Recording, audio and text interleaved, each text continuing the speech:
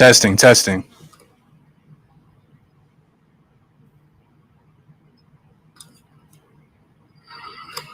Testing, testing. Okay. All right. Shalom Yahbashim Yahshabraktam to the brothers. Shalom Yahweh Shamar Alatah Bahashim Yahweh Shai to the sisters. We are the Isupk Israelite School of Universal and Practical Knowledge, started out of 1 West 125th Street out of Harlem, New York, under Commander General Yohana. And we are not affiliated with any other Israelite group. We've been teaching that so-called blacks, Latinos, and Native Americans are the Israelites, the 12 tribes of Israel. We are God's chosen people since 1969. Now, with that being said, we're going to be going over, the main topic is going to be all about can all nations be saved? Because for some odd reason, we continue to bump into fake Israelites and Christians who believe that everybody can be saved according to the Bible. So yet again, we're going to have to go over, is that true, right? Because that's one of the problems with so-called blacks and Latinos. We want to integrate. We want to integrate with everybody. If you look throughout history, I don't even got to go into the Bible for this. If you look throughout history, just in America alone, every single time we chose to integrate with our enemies, it always led to disaster. When the Europeans and the conquistadors came to the Americas and they saw the Native Americans, they saw the Yucatan, they saw the Taino, the Arawak Indian, they saw the Aztecs, they saw the Mayans, they saw all these different native tribes. And, Gad, Issachar, Ephraim, Simeon, the northern tribe brothers and sisters, they're very hospitable people, right? They didn't really see a reason to, neglect their now soon to be neighbors. Well, that's what happens when you lost your way and you forgot your heritage, because they didn't realize that these were their enemies. These were Edomites, and they chose to integrate with these Edomites, and it led to their destruction. Black people, we were enslaved. Natives were too. Don't get that twisted. Black people, we were enslaved, not just here in the Americas, and especially South America as well. Some people forget that, the southern tribes were actually transported to South America before North America. Like, for example, Brazil, like we hit there before we even came to North America. So with that being said, we've been enslaved for all this time. Then when we were freed and we were trying to establish ourselves and we were doing, a decent job for what we had, and during the segregation, we chose to integrate. We chose to integrate in midst of Edomites bombing our schools, destroying Black Wall Street, the Tulsa massacre, right? You can read all about it. Despite all that, being hosed down, lynched, etc., we chose to integrate. And that's a problem, right? We're going to get into all that in a second, right? So if you haven't already, please like, share, and subscribe. We're going to begin with the prayers. So with that being said, Amadium, just me up here.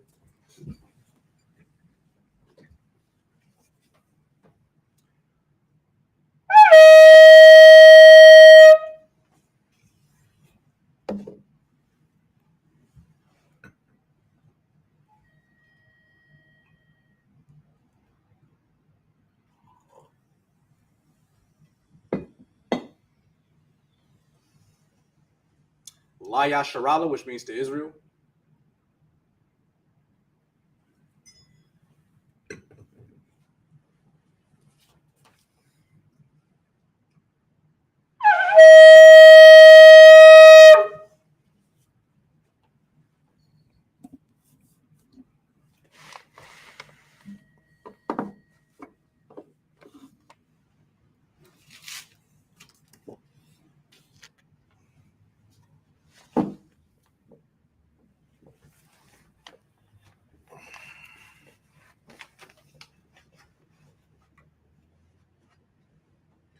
Amadim Apon Yahakwadam, which means to rise or stand and face the east. We're going to begin with the Lord's Prayer in Hebrew. Abanawa, Shabbat Shemayim, Kodash, Haya, Shemka, Yahweh, Malakuvka, Taba'ah, Ratazaka, Haya, Aisha, Ba'arataza, Kawa, Haya, Bashemayim, Latamanawa, Lakam, Call, Yawam, Kasalaknawa, Kabawathnawa, Kasalaknawa, Kabawathinawa, Bala'ah, Tabiyanawa, Banasaiwan, Abal, Hawshainawa, Mayan, Rai, Kaya, Laka, Amalakwath, Waha'ala, Wathparath, Lawalumian, Amun. Now in the English, Our Father, which art in heaven, hallowed be thy name, Yahweh, thy kingdom come, thy will be done in earth as it is in heaven. Give us this day our daily bread, and forgive us our debts as we forgive our debtors, and lead us not into temptation, but deliver us from evil. For thine is the kingdom, and the power, and the glory, forever. So be it.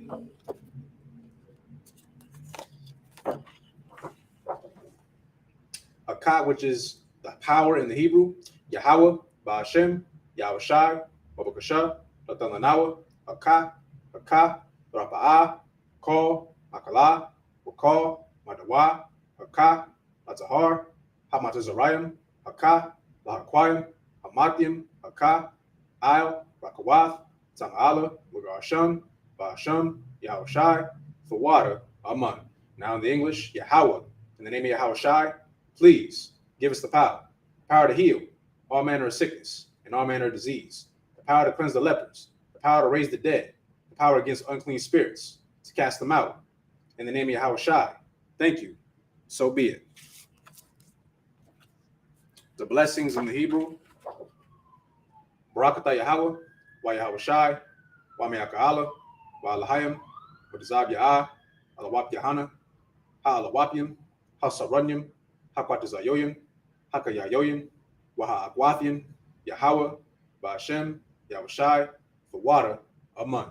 Now in the English, bless you, Yahweh, and Yahweh Shai, and Michael, and the angels, commanding General Yohanan, the generals, the captains, the officers, the troopers, and the sisters, Yahweh, in the name of Yahweh Shai. Thank you. So be it.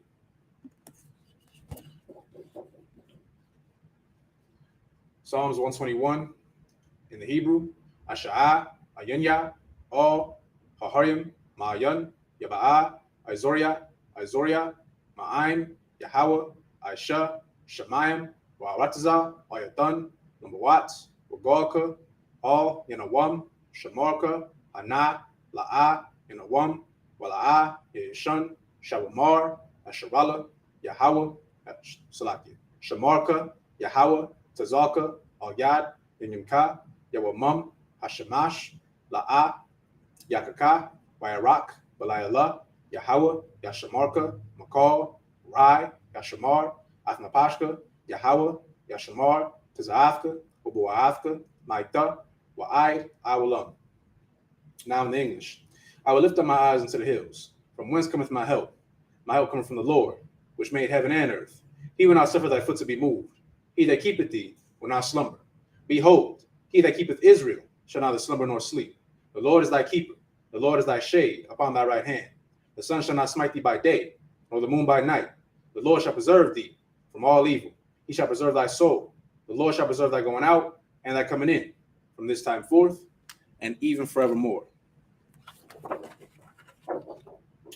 Psalms 83 in the Hebrew, Alahayim, all the Mayalaka, all Takarash, all Tashakwat, all Kayahana, Awayebika, Yahama Yawan, Ra'ash, Alamaka, Ya'ayamwa, Sawada, Waita, Ya'itazawa, Ayo, Tazapawanyaka, Amarwa, Lakawa, Wanakakidam, Magoya, Wala'a, Ezekar, Sham Yasharala, Awada, Kaya, Natazawa, Slakia, Na, Wa'itazawa, Laba, Yakadwa, Ayaka, Baryath, Yakarathwa, Ahalya, Adawam, Wa, Yashma'alium, Mawaba, Wahagoyim, Gabal, Wamawan, Wamalak, Palashath, Amishabia, Tazawar, Gum Ashawar, Nalawa, Imam, Hayawa, Zarawai, Labunya, Lawat, Salat, Aisha, Laham, Kamudyam, Kasaya, Sara'ah,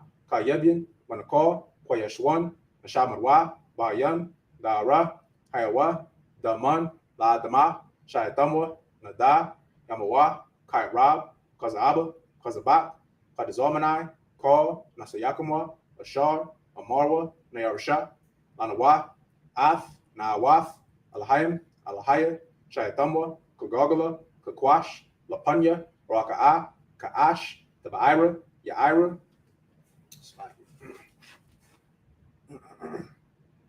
Wa Kalahaba, Talahat, Lapanya, Rawaka'a, Tharadatma, Basairaka, Babasa, Wapathka, Tabahalam, Mala'a, Panyaham, Kapala 1, Waya Bakwashwa, Shimka, Yahweh, Yabashwa, Waya Bahawa, Ayai, Waya Kaparwa, Waya Abarwa, Waya Dayawa, Kaya Ata, Shimka, Yahweh, Babadka, Alawan, Alkar, Arataza. Now in the English, keep not thy silence, O God, hold not thy peace, and be not still. O God, for lo, thine enemies make atonement, and they that hate thee have lifted up the head. They have taken crafty counsel against thy people, and consulted against thy hidden ones. They have said, Come, and let us cut them off from being a nation, that the name of Israel may be no more in remembrance. For they have consulted together with one consent. They are confederate against thee, the tabernacles of Edom, and the Ishmaelites, of Moab, and the Hagarenes, Gabal, and Ammon, and Amalek, the Philistines, with the inhabitants of Tyre. A sword also was joined with them. They have hope in the children of Lot. Salah, do unto them as unto the Midianites, as to Sisera, as to Jabin, at the brook of Kison, which perished at Endor. They became as dung for the earth, made their nobles like Ored, and like Zaid. Yea, all the princes as Zabak, and as Almuna, who said, Let us take to ourselves the houses of God in possession. O my God, make them like a wheel, as the stubble before the wind, as the fire burneth the wood, and as the flame set the mountains on fire. So persecute them with thy tempest, and make them afraid with thy storm. Fill their faces with shame, that they may seek thy name. O Lord, let them be confounded and troubled forever. Yea, let them be put to shame and perish, that men may know that thou, whose name alone is Yahweh, art the most high over all the earth.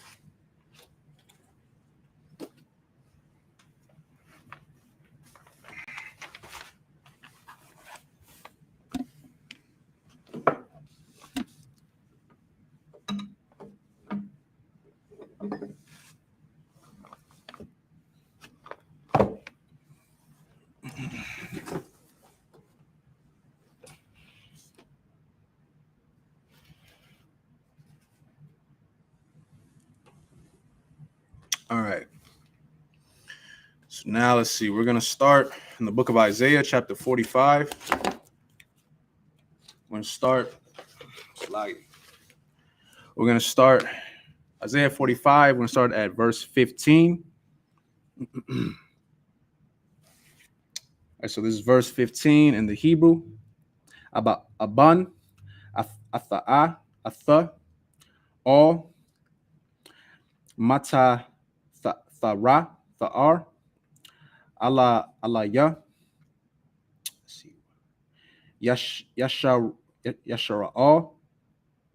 yashara'ah, masha ya'ai,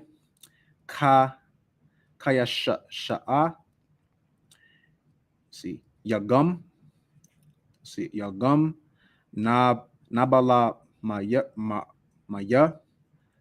kalam, yakadaya, hala maya,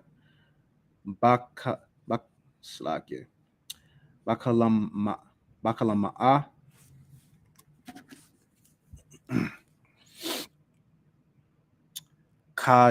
kadashaya, tazaya da ya'am,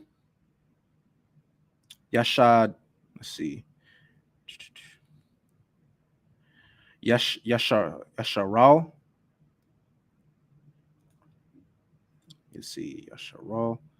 na yashai, ka Yahweh,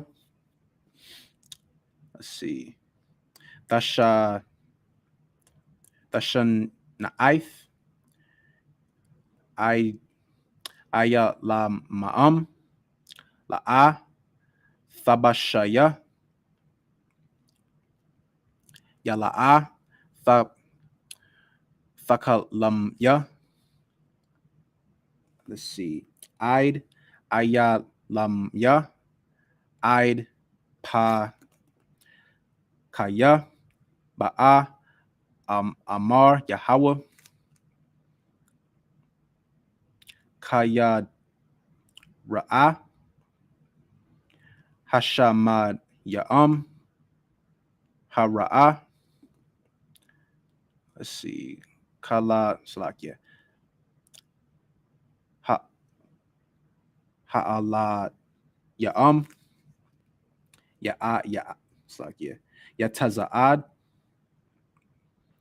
ha ma'ai ya sha'a ha ya ba ya na'a la'a ya.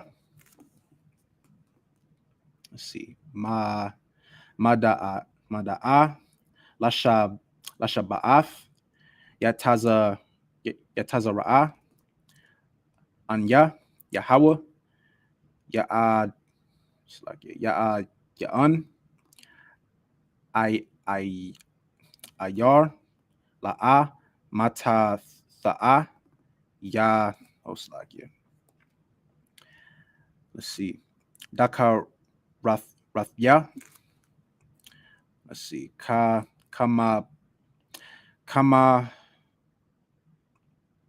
kwaya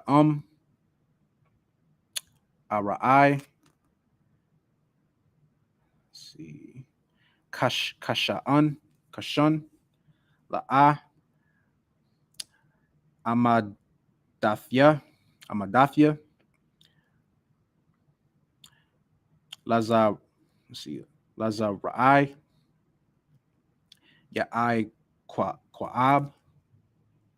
ya'ai kwab salakia ya'ai kwab thai ya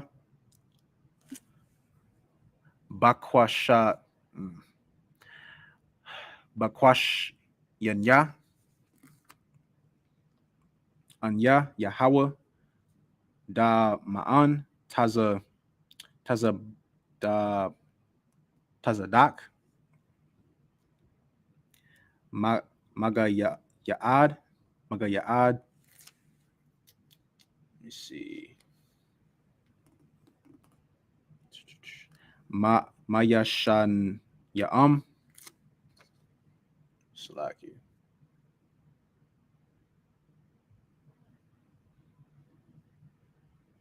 Okay. Let me see. Hathan ya gasha'a ya kadaya pala yata ya haga la'a yada ya yen slakia hanasha af I patala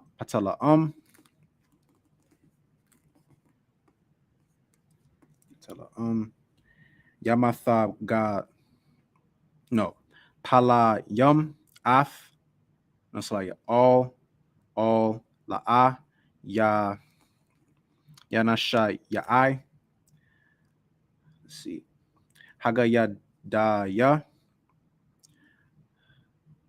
yahaga shaya. Let's see. Apa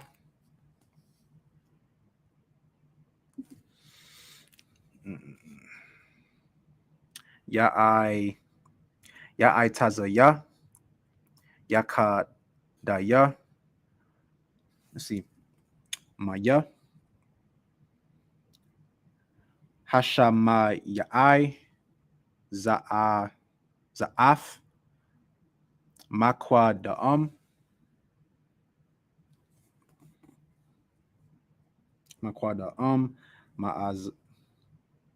ma'az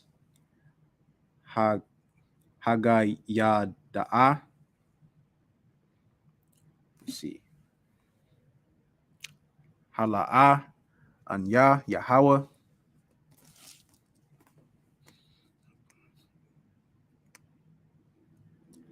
Let's see. Ya'an ya'ad ala ma. See ma kala daya all tazada ya'ak yama shaya ayan zayala thaya. All right, that's it for that.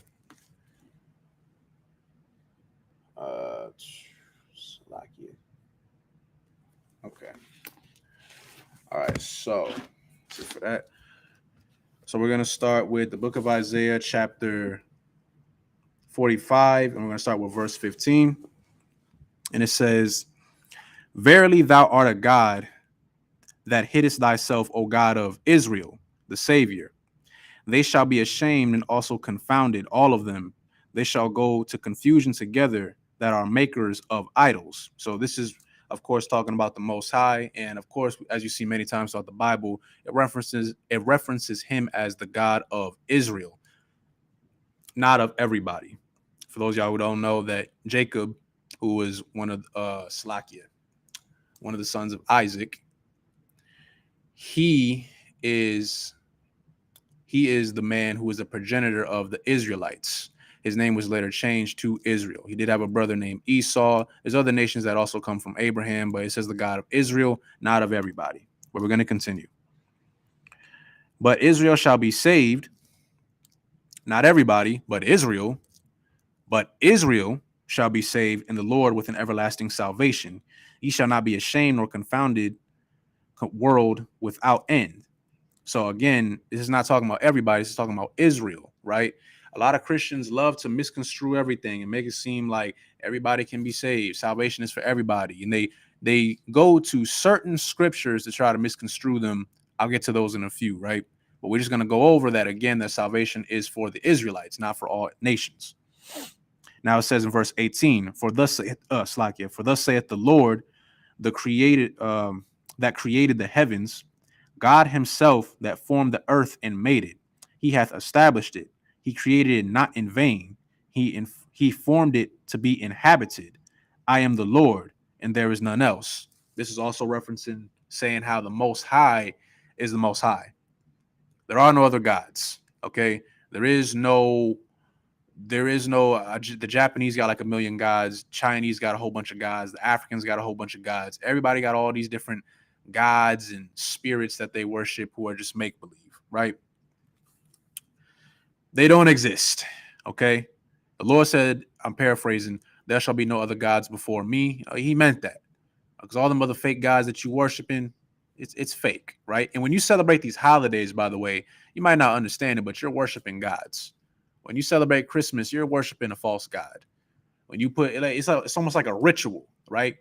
You get that Christmas tree, you buy it, right? You put it inside of your house. Some of y'all go as far as to get a real tree, go cut one down and put it in there. I don't know why. It's a waste of effort, honestly. And then, you decorate it with all these ornaments. You don't even know what you're doing.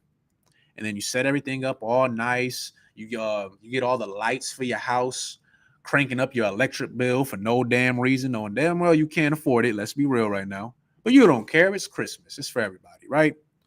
So you do that. Then you get all the presents. You wrap them up. You put them under the tree. It's like a ritual. It's literally what it is, right? And I actually broke this down in a video that I made not that long ago on TikTok, where I'm literally going over the origins of Christmas. That one, it was formed throughout Christianity. Christmas is not in the Bible. Nowhere in the Bible does it say that Yahushua, or as you would know him as Jesus Christ, was born on December 25th. There's no such thing as December in the Bible. Like, I don't even know where Christians got that mess from. It does not exist. What's going on? Shalom, Lauren Christ, Aquaf. What's going on? Why is it like this?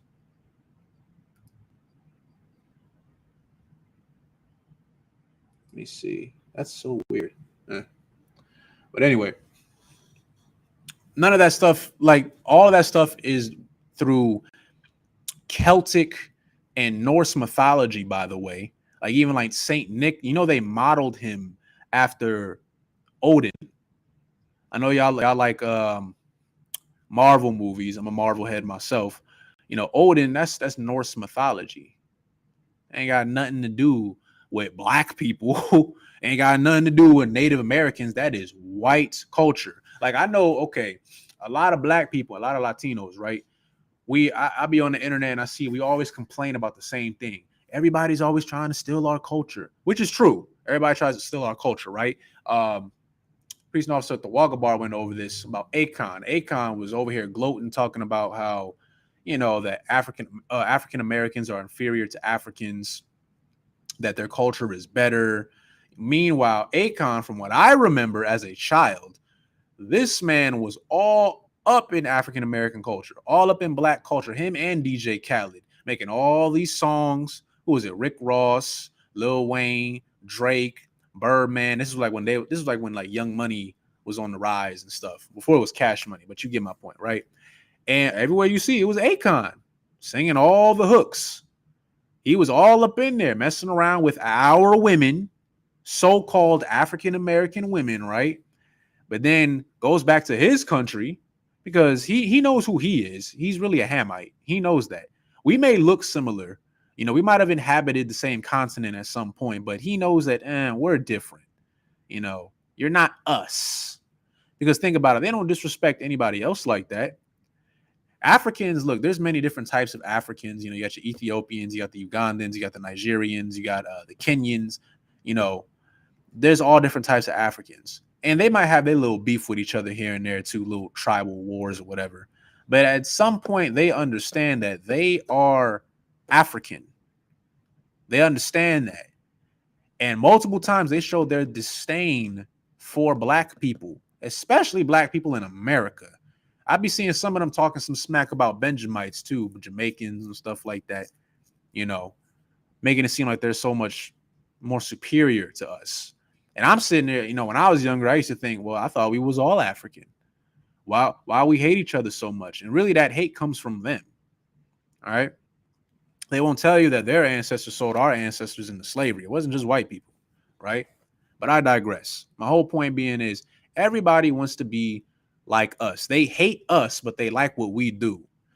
But the cold part is we hate it when other people steal our culture, but you don't even realize it when you celebrate Christmas, when you celebrate New Year's, because a lot of y'all going to be doing that, you are celebrating white culture. In the Bible, Christ was born in the springtime. He wasn't born in the dead of winter.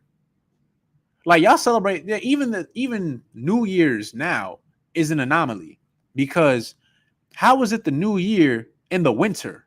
Everything's dead.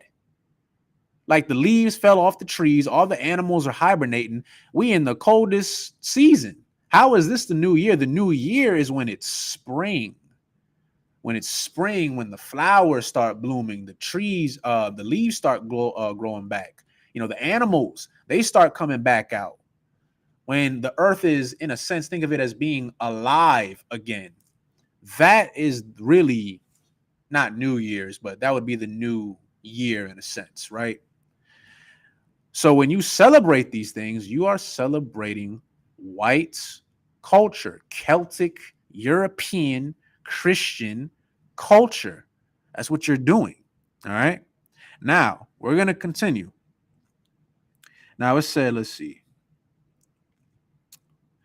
Verse 19, I have not spoken in secret in a dark place of the earth. I said not unto the seed of Jacob, seek ye me in vain. I, the Lord, speak righteousness. I declare things that are right. So the Lord is never wrong. All right, let's just get that straight real quick. And again, he's talking to the lineage of Jacob. You get my point? He's talking to Jacob. Assemble yourselves and come, draw near together, ye that are escaped of the nations, that they have no knowledge, that set up the wood of their graven image, and pray unto God that cannot save. Let me read that again. Assemble yourselves and come draw near together, ye that are escaped of the nations, they have no knowledge, that set up the wood of their graven image, and pray unto a God that cannot save. It's talking about graven images. Again, we're talking about false idols, false gods that don't exist and cannot save you. Tell ye, bring them near, bring them near. Yea, let them take counsel together. Who hath declared this from ancient time? Who hath told it for that, who hath told it from that time? Have not I told the Lord? And there is no God else beside me, a just God and a Savior. There is none beside me. Again, this is just going over how there is no other God other than the Most High, right? So we got that out of the way. Now, the key point that I want to focus on is that can everybody be saved? That's the big question. Christians been teaching it for forever now. I done lost count. They've been teaching it forever, right? And they like to go over certain scriptures. Let me see if I got it. Certain scriptures to make it seem like everybody can be saved, right? So we're gonna talk about a few things. So of course we're gonna start off with Matthew 1 and 21.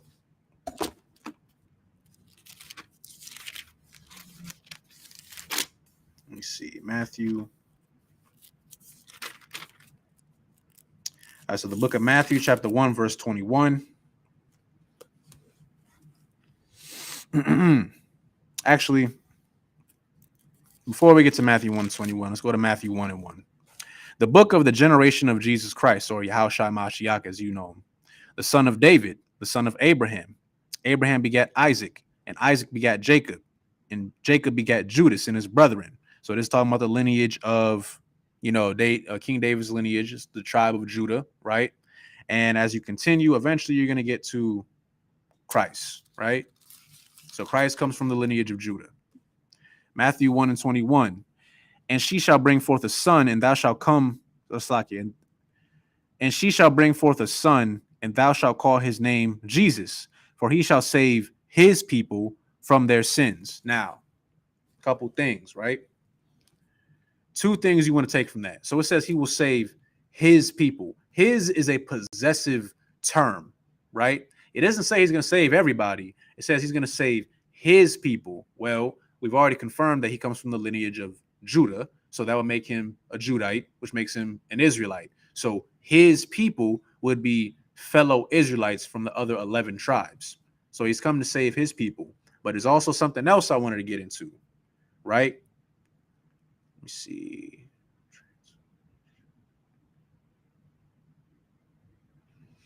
Of the law. Okay. So it says in Matthew 1 and 21, towards the end, it says, save his people from their sins. Now, can anybody sin? That's the big question. Can anybody sin? And I'm not sure who may want to put something in the chat, but I'll just read off what is sin according to the Bible. So 1 John 3 and 4, it says, whosoever committeth sin transgresseth also the law, for sin is the transgression of the law. Now, sin is the transgression of the law, right? Now that begs the question, okay, well, what is the law and who was given the law? So let me see. We'll go to, I believe it's Leviticus 20, I believe it's 28 and 26.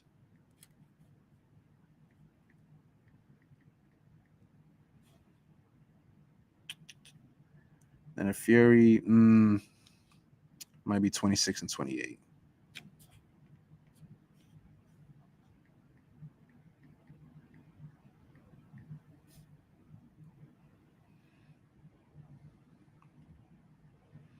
Do 7 times for your sins. Let me see.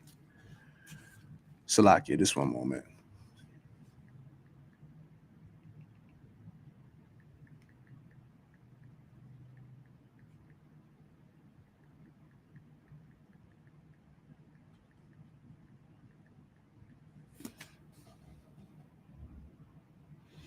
Okay, here we go. Okay, Leviticus 26 and 46, Salakia. So this is the book of Leviticus, chapter 26, verse 46. And it says, these are the statutes and judgments and laws. So we just read that sin. So let's just backtrack a little bit. Matthew 1 and 21, it says, and she shall bring forth a son, and thou shalt call his name Jesus, for he shall save his people. We already confirmed that he's an Israelite, from their sins. We also went in 1 John 3 and 4, where it said that sin is a transgression of the law. Now we got to go back again. We're going to go to Leviticus. Well, who was given the law? Leviticus 26 and 46. These are the statutes and judgments and laws which the Lord made between him and the children of Israel in Mount Sinai by the hand of Moses. So we established what is sin. Sin is the transgression of the law. Now, who was given the law? It was the Israelites. So if he's saying that I've come to save my people from their sins, he's only talking about a certain kind of people. He can only be talking about Israelites, because other nations can't sin because they were never given the law. Like anybody else, I'm not saying that nobody else can get health problems, but I'm saying, like, okay, let's talk about like white people. White people, they can eat pork, shrimp, crab, lobster. Like they can eat that until they're like 90 years old and live a long life. Okay. They can do stuff like that. Native Americans, this is a study. This isn't fiction.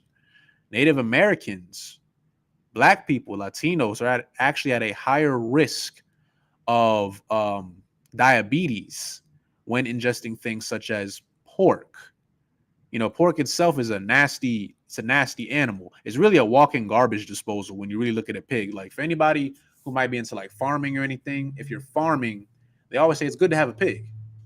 Having a pig on your farm is actually a good thing. You're just not supposed to eat it because pigs eat everything.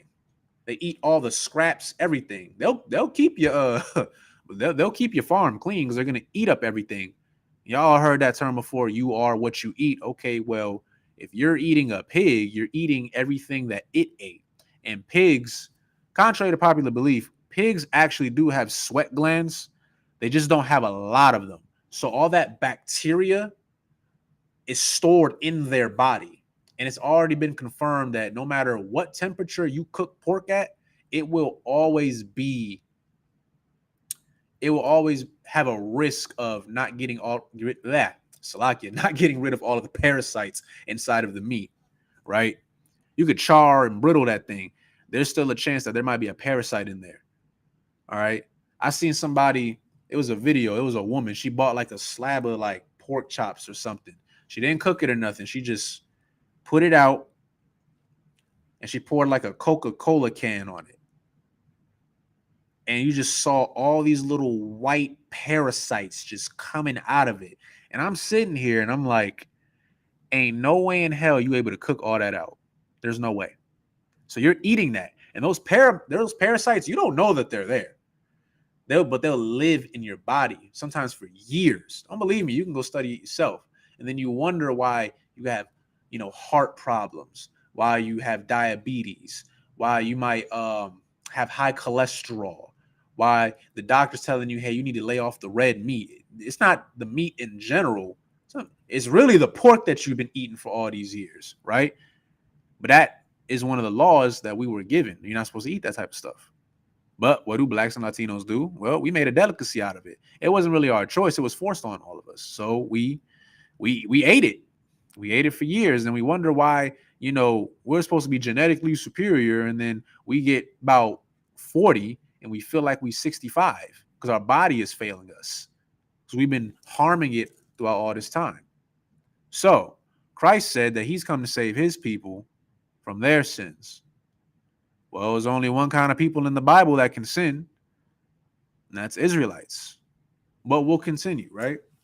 We'll go to Matthew 10 and 5.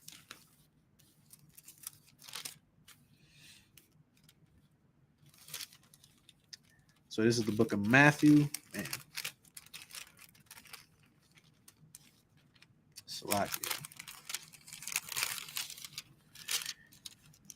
This is the book of Matthew, chapter 10, verse 5. Actually, is that the one that I want?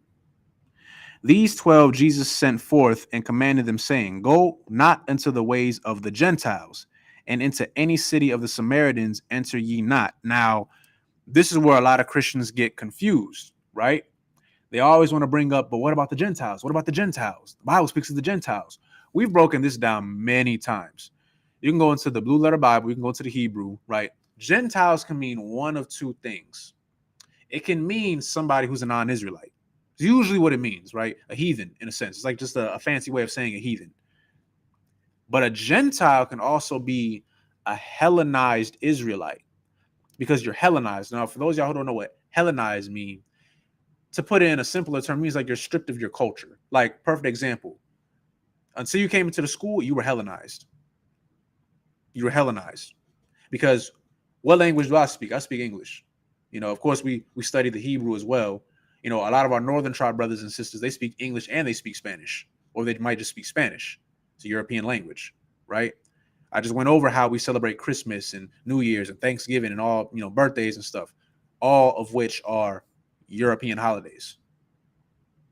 European customs, shaving your head. Y'all forget that Europeans made Native Americans shave their heads and force them into boarding schools, as well as black people. When you go into the Esau's military, that's the first thing they make you do. As soon as, look, I can't tell you how depressed I was when I first joined and they told me I had to shave my head. I had to shave off my afro. It was gone. And I had to shave my face. I had to shave my mustache. I'm talking like I just look like a meat. I don't know if y'all know, like anybody who watches SpongeBob. That's that fish with the little nugget head. That's what I looked like. That's what all of us looked like. That's what they do because that's European culture. Europeans, they shave. That's their thing. They shave. They get y'all ever heard of the term a Caesar cut? I don't know if y'all ever heard of that. A Caesar cut, it's like, we don't really say that, but when you go to the barbershop, you're like, hey, can I get a one? And you shave your head down, trim the edges, get your little line up, get your shape up, whatever, right? That's not our culture. I know that's going to hurt some brothers' feelings. But no, I hate to break it to you. Slaggy, give me 1 second.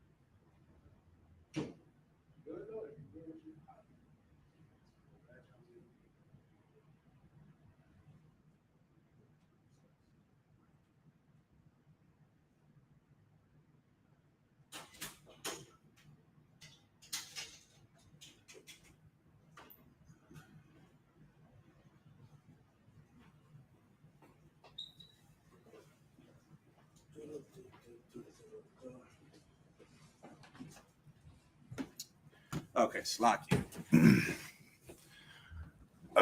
Okay, so for everybody just joining, so we're reading out of the book of Matthew, chapter 10, starting at verse 5. So the topic today is, can all nations be saved? What is that supposed to mean? Can all nations be? You tell me, what do you think it means? Like united or something? Kind of. Okay. Let me see if I can put it into like a simpler term. Who did Christ die for? All of us?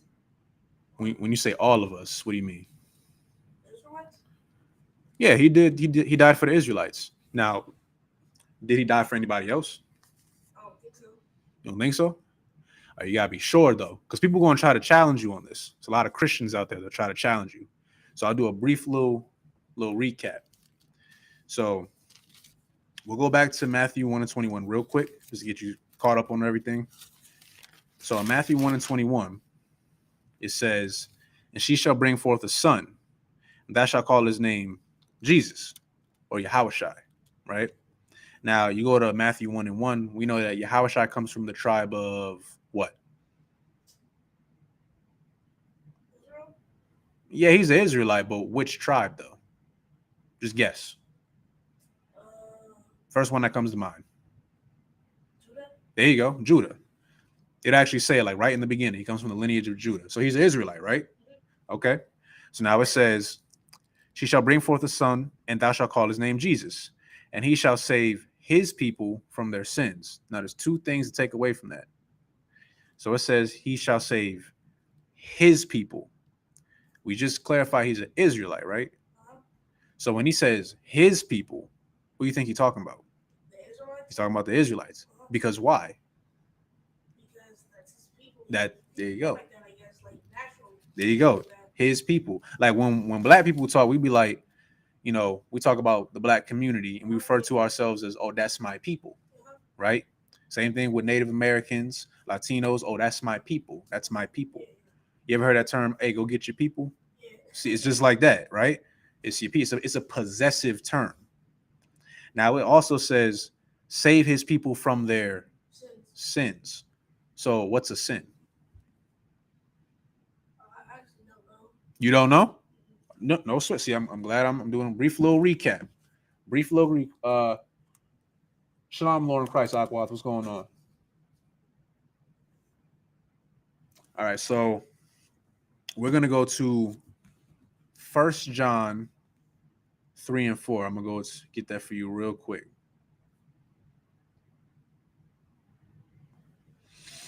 So 1 John 3 and 4. So it says, whosoever committeth sin transgresseth the law. It's like it transgresseth also the law. For sin is the transgression of the law. Now, what does it mean to transgress something? Disagree? Like, break a rule? Yeah. Yeah, that's a nice way of putting it. To break a rule, right? So I'm gonna get a let me see, transgress. So I'm gonna get the actual definition for you. So transgress, according to the Merriam-Webster dictionary, it says to violate a command or law. It actually says sin right next to it. It also says to go beyond a boundary or limit, to go beyond limits set or prescribed by, or to violate. So to break a law. So sin is to break a law. There you go. Right? Now, who was given the law? Was it Moses? Okay. No, you right. Keep going.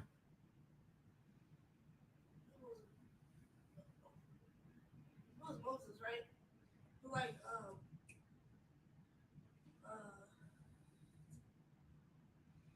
you like the rules or something like that? Did you like write it down or something like that?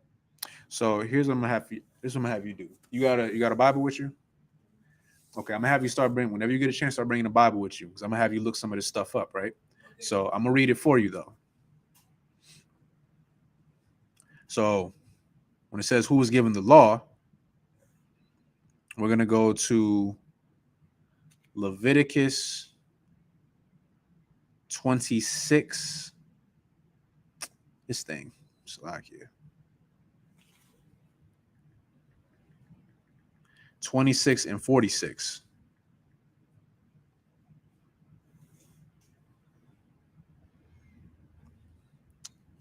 All right. So now it says, these are the statutes and judgments and laws which the Lord made between him and the children of Israel in Mount Sinai by the hand of, who'd you say? Moses. There you go. So now, so what do we establish so far? We've established that Christ died for his people. He's an Israelite. And sin is what? Like break a law Mhm. or rule or violate it, like violate the law. Now, but what does it say in the Bible though? You're right, but what was the word that was in the Bible? Starts with a T.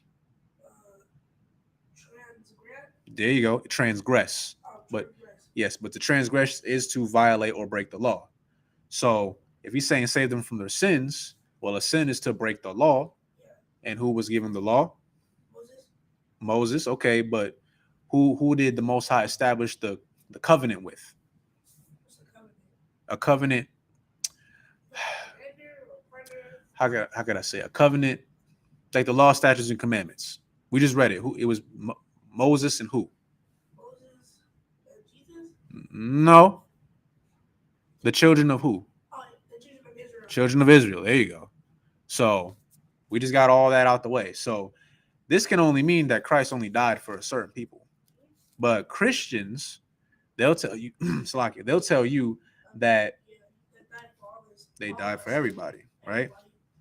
Which is not true. And this is what we're going over. So we're going to go back. So now that we're all caught up, the water for everybody that's tuning in. Yep, transgression of the law. Yep, you're right. So we're going to go back to Matthew 10 and 5. These 12 Jesus sent forth and commanded them, saying, go not into the way of the Gentiles, and into any city of the Samaritans enter ye not. Now, this is something else that Christians will try to use. You see this word pop up, Gentiles. Pops up quite a bit, right? Now, Gentiles, that word can mean one of two things. Usually, a Gentile can mean somebody who's a non-Israelite, somebody else, right? A heathen in a sense. It could be anybody else. But a Gentile can also mean a Hellenized Israelite. You know what Hellenized means? No. Okay, no sweat. This is why we're going through class. Let me see. It might be in here.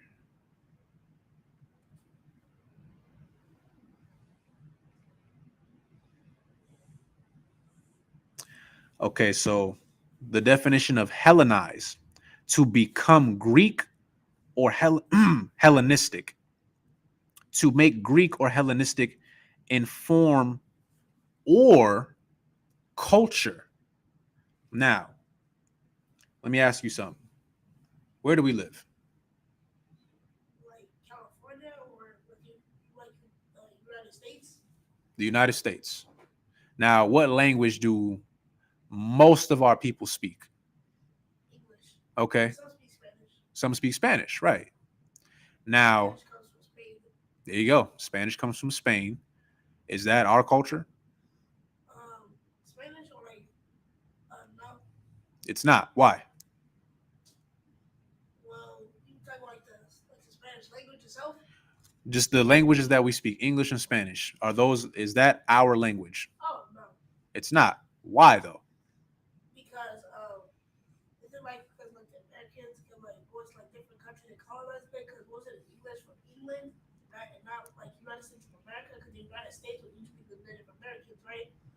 So this young man's smart. So for anybody who didn't hear what he's saying these are not our languages because when the conquistadors, that's the word you want to use, conquistadors or the colonizers, right? Christopher Columbus, the one who colonized or like who found what America was, even though it wasn't technically, it was the natives who on the. There you go. This is a smart young man. So what he's saying is that when Christopher Columbus and the conquistadors came to the Americas, they spoke Spanish. They spoke English. In Brazil, they speak Portuguese. Haiti and some other countries, they speak French, right? French, you can go speak Dutch, whatever. The point is, these are all European languages. All throughout the Western Hemisphere, it doesn't matter if you're black, native, whatever. You speak some type of European language, primarily, for the most part, right? Like that's how ignorant like Americans are. Like Americans will make fun of our Spanish speaking brothers and sisters as if we wasn't all colonized by different white people. Like it don't even make no sense. Like you're not putting on a flex for nobody. You're just showing. It's like you're really just showing your ass, honestly, because it's not a flex. I'm not gonna make fun of let's say like a Mexican. I'm not gonna make fun of one of our Mexican brothers and sisters. I wouldn't do that regardless, but I wouldn't do that because he speaks Spanish. I speak English. I got you in 1 second. He speaks Spanish. I speak English. But the thing is, we've all had conquistadors that conquered us. So the thing that I'm getting into is We're going to go back to that word, Hellenize. I'm going to read it for you one more time. To become Greek or Hellenistic, to make Greek or Hellenistic in form or culture. That's the key word, culture. Because you got North America, you got South. What else do you have? Europe. Not Europe. Stick here. We got North America, South America. What's in between?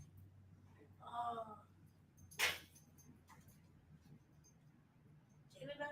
No, not Canada. No. The middle. Mm-hmm. Mexico.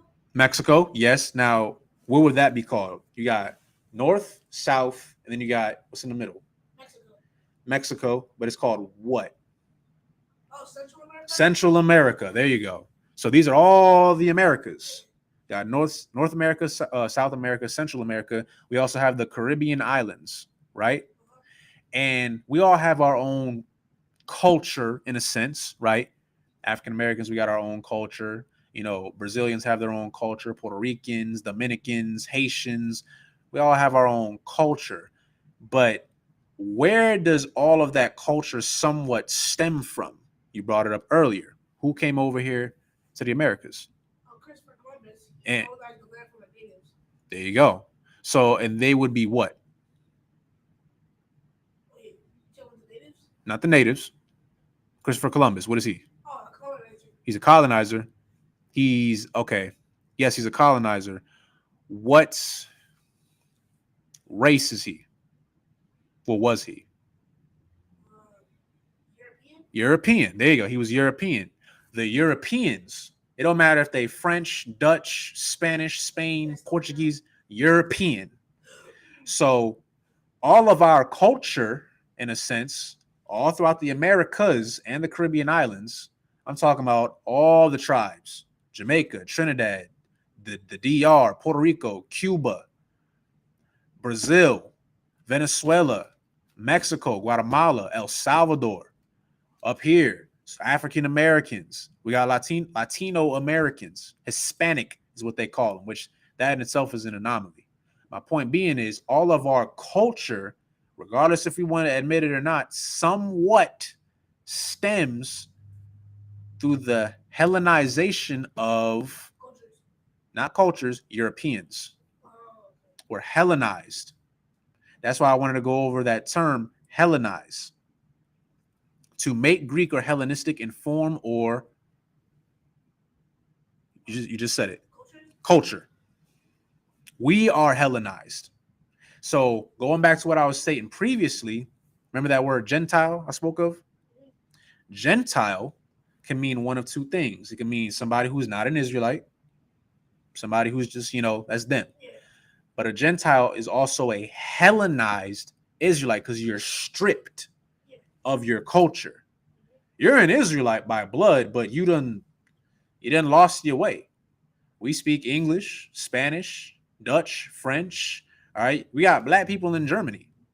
We got black people in the UK. There's Latinos in the UK. Some people don't know that. Some people just think that it was black people put on them slave ships. It wasn't just us. Oh no. They put the Taino and Arawak Indians on them slave ships as well. They was kidnapping their women and shipping them off to different countries. People don't think about that, right? Because we're Hellenized. We're Israelites, but we're Hellenized. Our culture was stripped.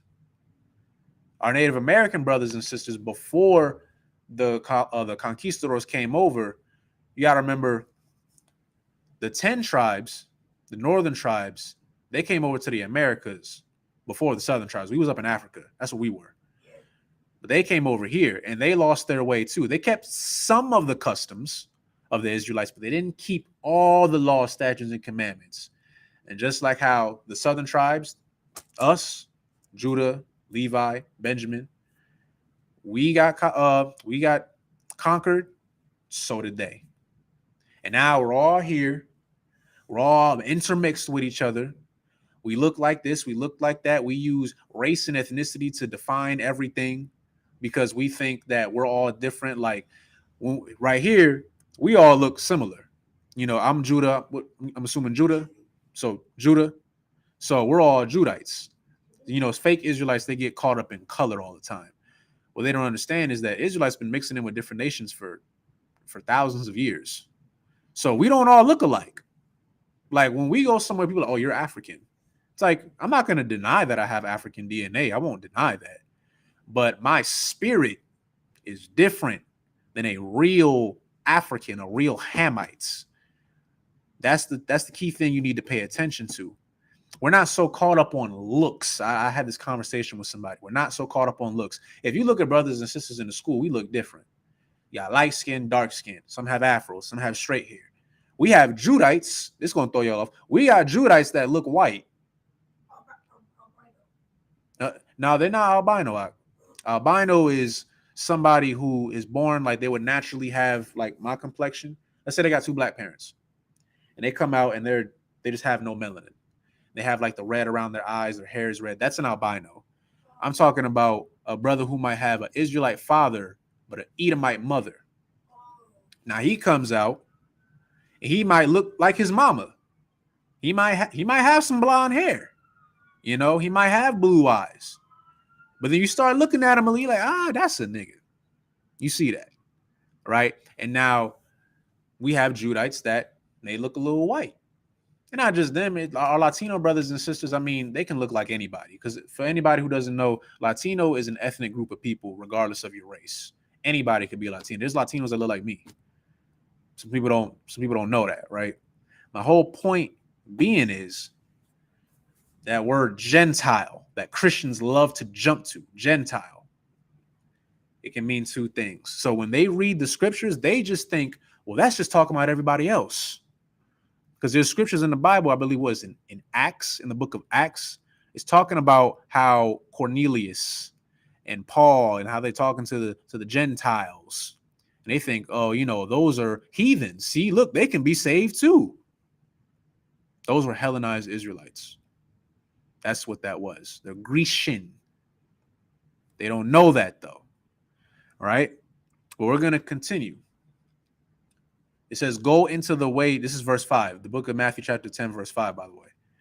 It says, these 12 Jesus sent forth and commanded them, saying, go not into the way of the Gentiles, and into any city of the Samaritans enter ye not. So now in this context, when he says not go into the way of the Gentiles, now he's talking about the heathens. This is in red too. So this is Christ. So he's saying, don't go into the way of the Gentiles. Don't do what they do. Don't celebrate Christmas. Don't celebrate Thanksgiving. Don't get tattoos. Don't eat pork, shrimp, crab, and lobsters. Don't be buying women. Don't be doing that stuff. Those are heathen cultures. What you got?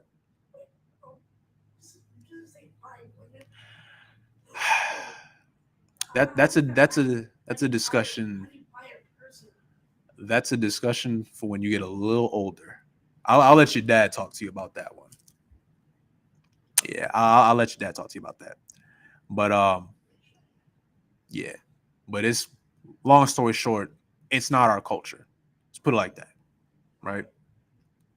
So with that being said, go not into the way of the Gentiles, and into any city of the Samaritans enter ye not, but go rather to the lost sheep of the house of Israel. Right? Now, this is Yahushua giving a command, by the way. So he's telling his people, by the way, he's giving a commandment. So let me see. He's giving a command saying, you're not going to save the Gentiles, meaning the heathens. You're going to go to the lost sheep of the house of Israel. So we're reading in the Bible how Christ is telling his people to save certain people. Go to them, not to them. So when people get confused and they wonder, you know, oh, why don't y'all want to save everybody? Why y'all only concerned about black people? Why you only concerned about Latinos? God doesn't see color. You're right. God doesn't see color. You're right. In the scriptures in Jeremiah 12:9, I'm paraphrasing, it says that his inheritance is made unto as a speckled bird. For anybody who doesn't know what speckled mean, speckled can be translated to variegated. Variegated means something of many colors.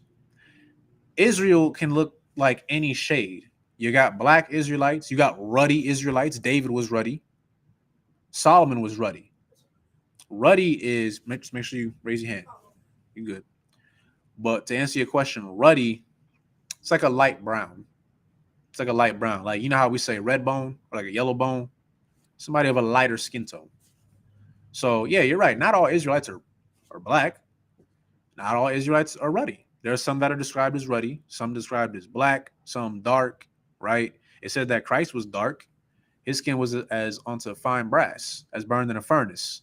People always get confused. Somebody tried to challenge me on that. That was a cut.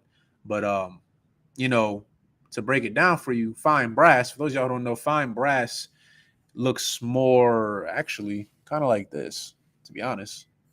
It's like almost like a goldish tint, kind of. But when you burn it, what happens? Yeah, it's darker. So Christ was a dark brown man. How dark? Who knows? It doesn't matter though. He was a dark man. All right. But this is just giving you representation of what some of the Israelites looked like. Also, for anybody who's wondering, well, you know, Christ's color doesn't matter. Well, if Christ's color didn't matter, two things. One, why was it put in the Bible? And two, this is what another thing that I love that Christians do. They'll say Christ didn't have a color. So what was he? Translucent? He just an invisible man. That's what he was. Everybody got a color to him. Or they'll say, well, he was olive skin. First of all, that's not in the Bible. And they think they do something because olive, first of all, my goodness, I don't even know why I got to explain this. There's different kinds of olives. The olives that they like to reference is the green olive. Christ don't look like Yoda. Christ don't look like the Incredible Hulk. Okay, he's not green. He's not an alien. Just get that out the way. And that's not even in the Bible. Also, to rebuttal your rebuttal, there's black olives. So, I mean, hey, you really just helping us out. So we'll just leave it at that, right? But my point being is, time and time again, actually, let me finish it with this. Verse 7, as ye go, preach, saying, the kingdom of heaven is at hand. So this is talking about Christ sending forth his people to go unto the lost sheep of the house of Israel. But he said, don't go unto the Gentiles. We ain't worried about them. We're not worried about the heathens. Let the heathens go do what they want to do, right? But matter of fact, I want to get this real quick because this is another scripture that Christians like to use. So let me see. Yep, this is the one. So I'm going to go to Galatians 3 and 28. Let me read this for you. It says, there is neither Jew nor Greek. There is neither bond nor free. There is neither male nor female.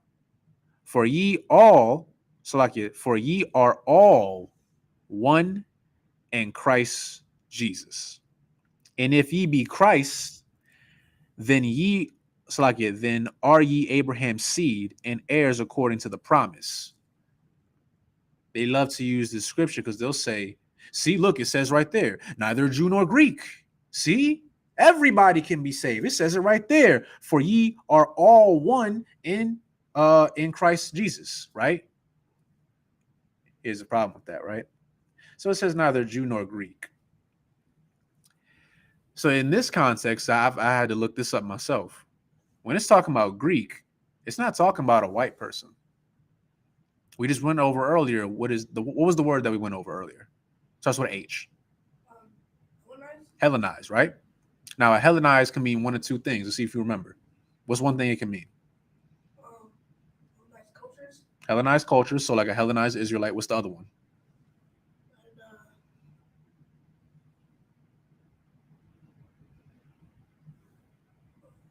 You don't remember? You want to take it? Natural Greek. Yeah, okay, yeah. You're not wrong, but like a heathen, like somebody who's a non-Israelite. You're right, though, just so you're clear. Like, you're right. So it can be one of two things. Now, when it says Greek right here, neither Jew nor Greek, if you look into the etymology of that word, it also can be translated to Grecian.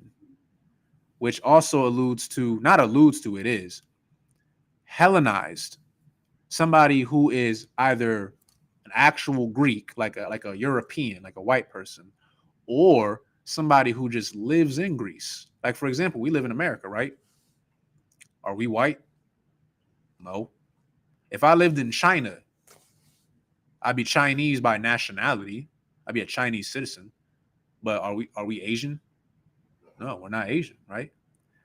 If we lived in Hawaii, are we not Slovakia? Wrong place. We use the other one. Well, actually, no, I use Hawaii. The Polynesians, the Pacific Islanders. Are we Pacific Islanders? But we live there. You see my point?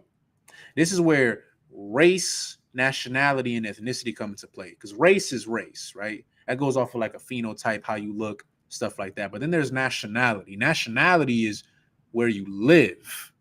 Because let's say me, you, and you, we weren't born in America. Let's say we were born in Brazil and we speak Portuguese. Now we're Brazilian. Did that change anything about us physically, though? No. We're still us. We over there now. That's all. Right? So when it says Greek, again, that word, Hellenized, it's talking about Hellenized Israelites. Because in the book of Acts, they were going after the Hellenized Israelites, the Gentiles. They were getting them back because they were stripped of their culture. They didn't know that they didn't even know what an Israelite was. You got to understand that. Just like how brothers today, they hear Israelite, they're like, what the hell is that? Like, they don't know what that is, right? They were Hellenized. So when it says there is neither Jew nor Greek, there is neither bond nor free, meaning no matter if you an actual Israelite, like you know your culture, or you are Israelite that don't know your culture.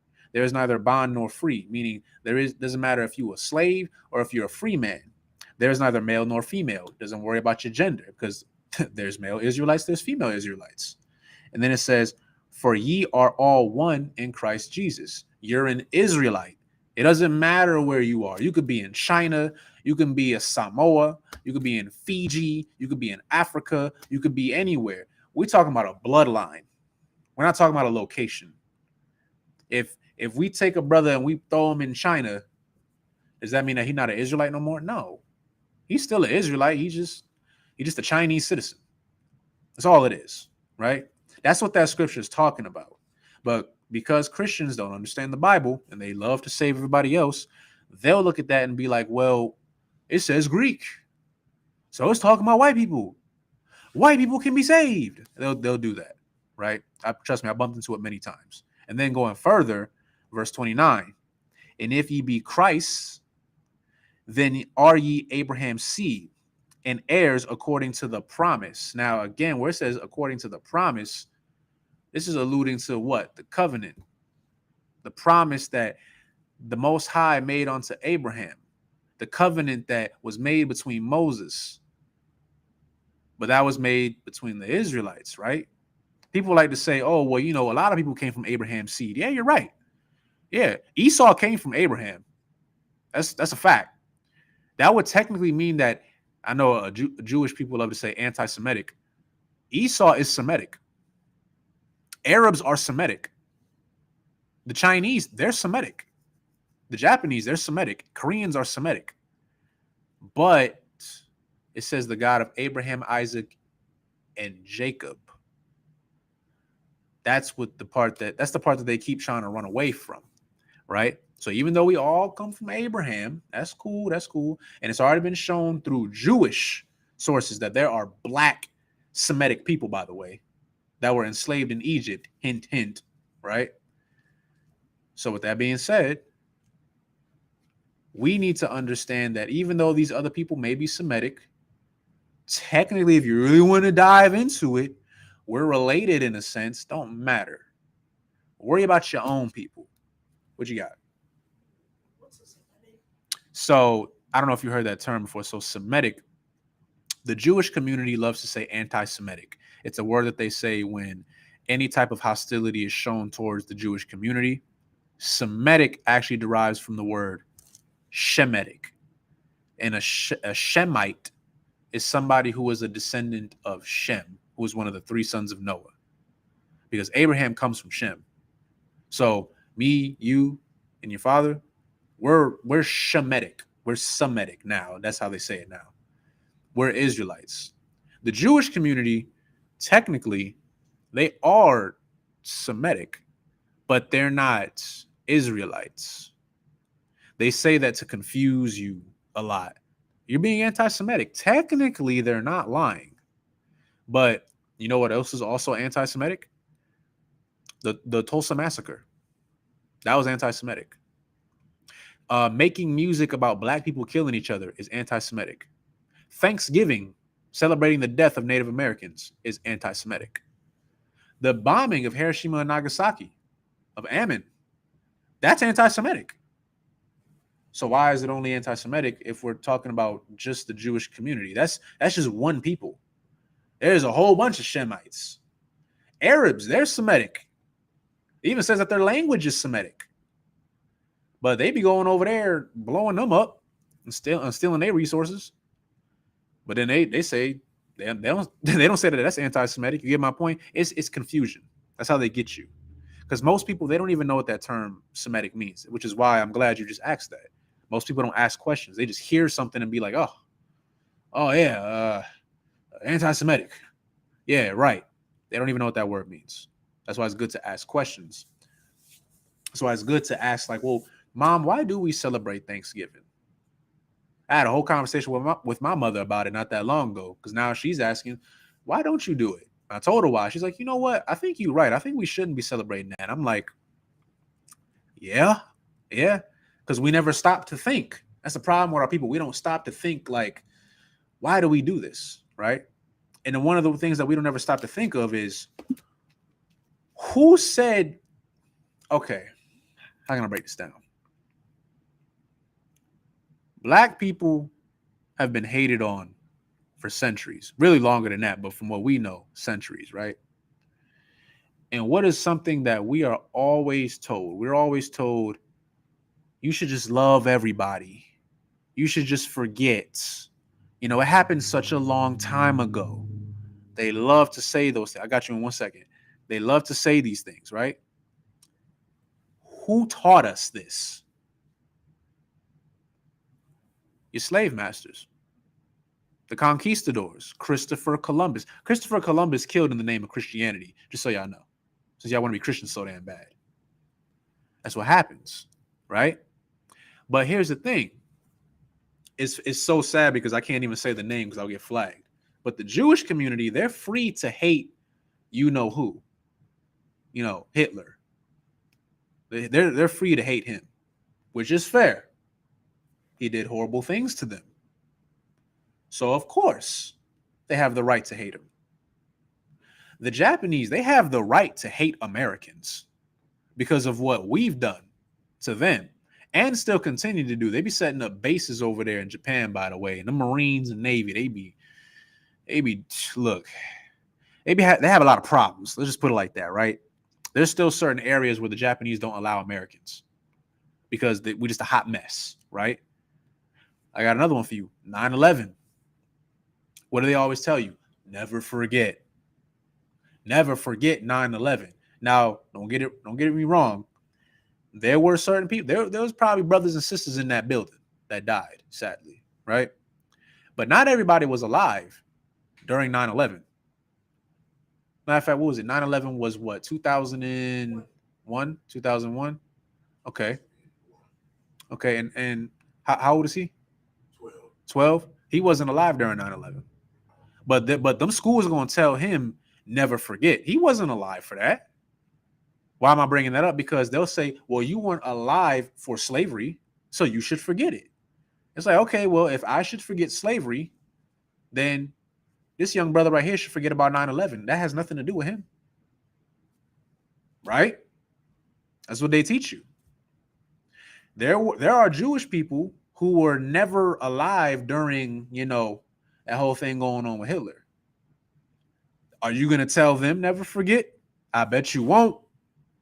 Most people won't do it because you want to know why? They respect the Jewish.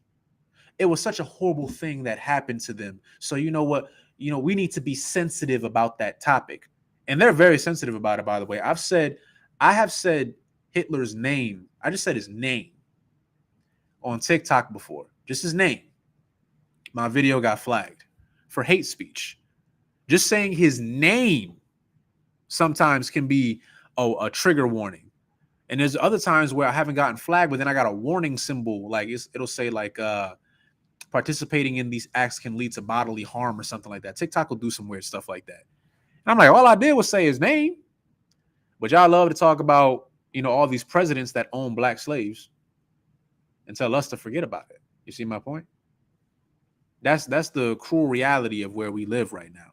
And that's why black people, Native Americans, Latinos need to stop trying to be friends with everybody. All these other nations, they like to separate.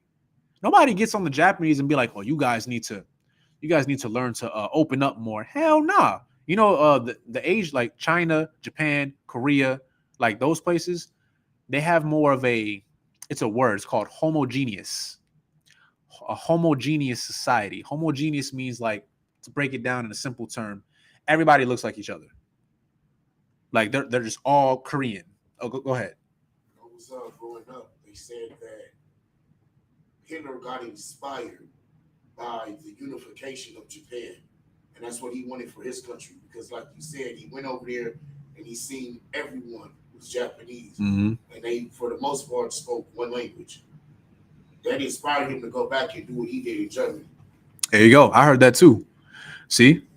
My point being is like you're right. Like they have their own communities. They're a little bit more, I can't even say diverse now, because I think about 85 to 90% of the population is still Japanese. Same thing with Korea, same thing with China.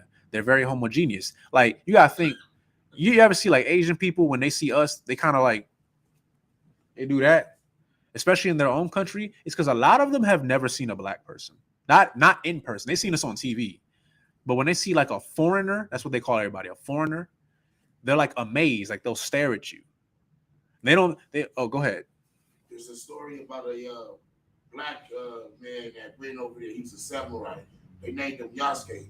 Oh yeah. I know you're talking about. They paraded him through the street because they never seen such dark skin. Mm-hmm. They tried to wash his skin off, tried to wash the blackness off. Mm-hmm. Thought it was a joke.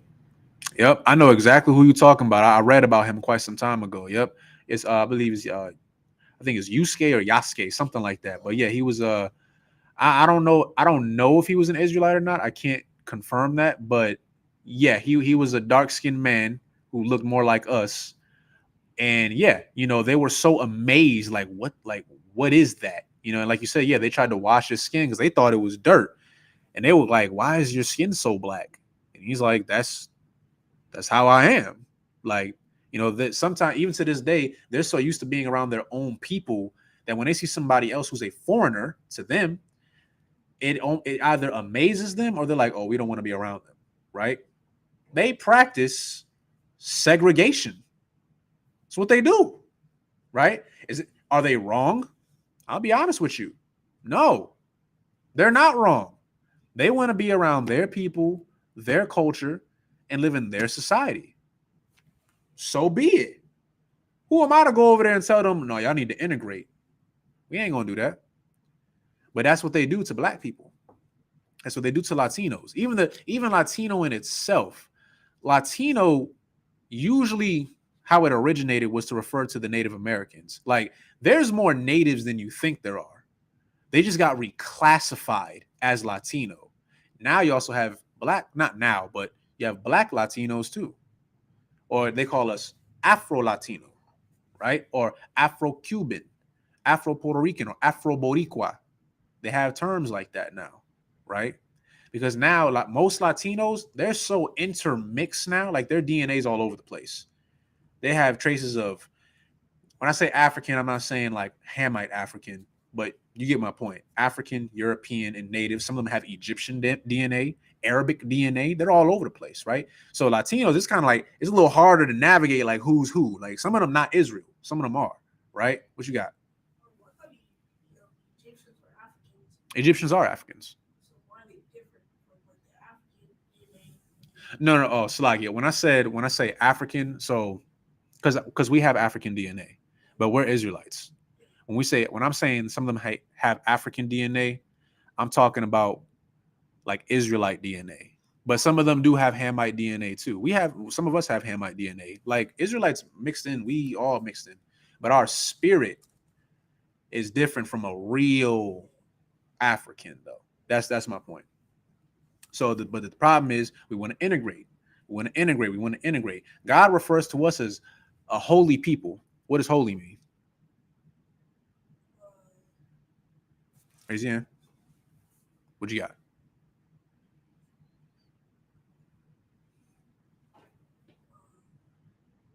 I'll give you a hint. It starts with an H.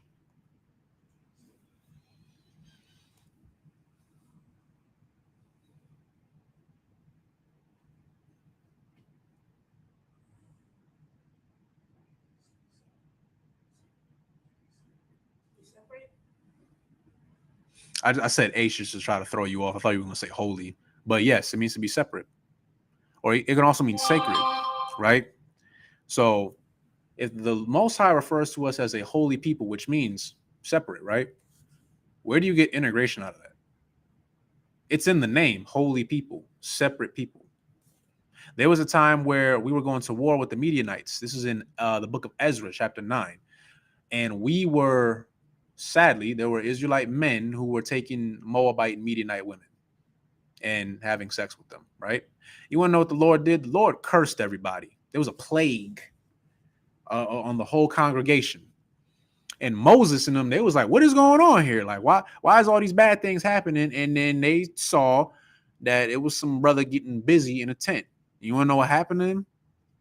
They took a spear and they launched it, and it went through him and the woman. And then you want to know what happened? The curse lifted. That was interracial marriage.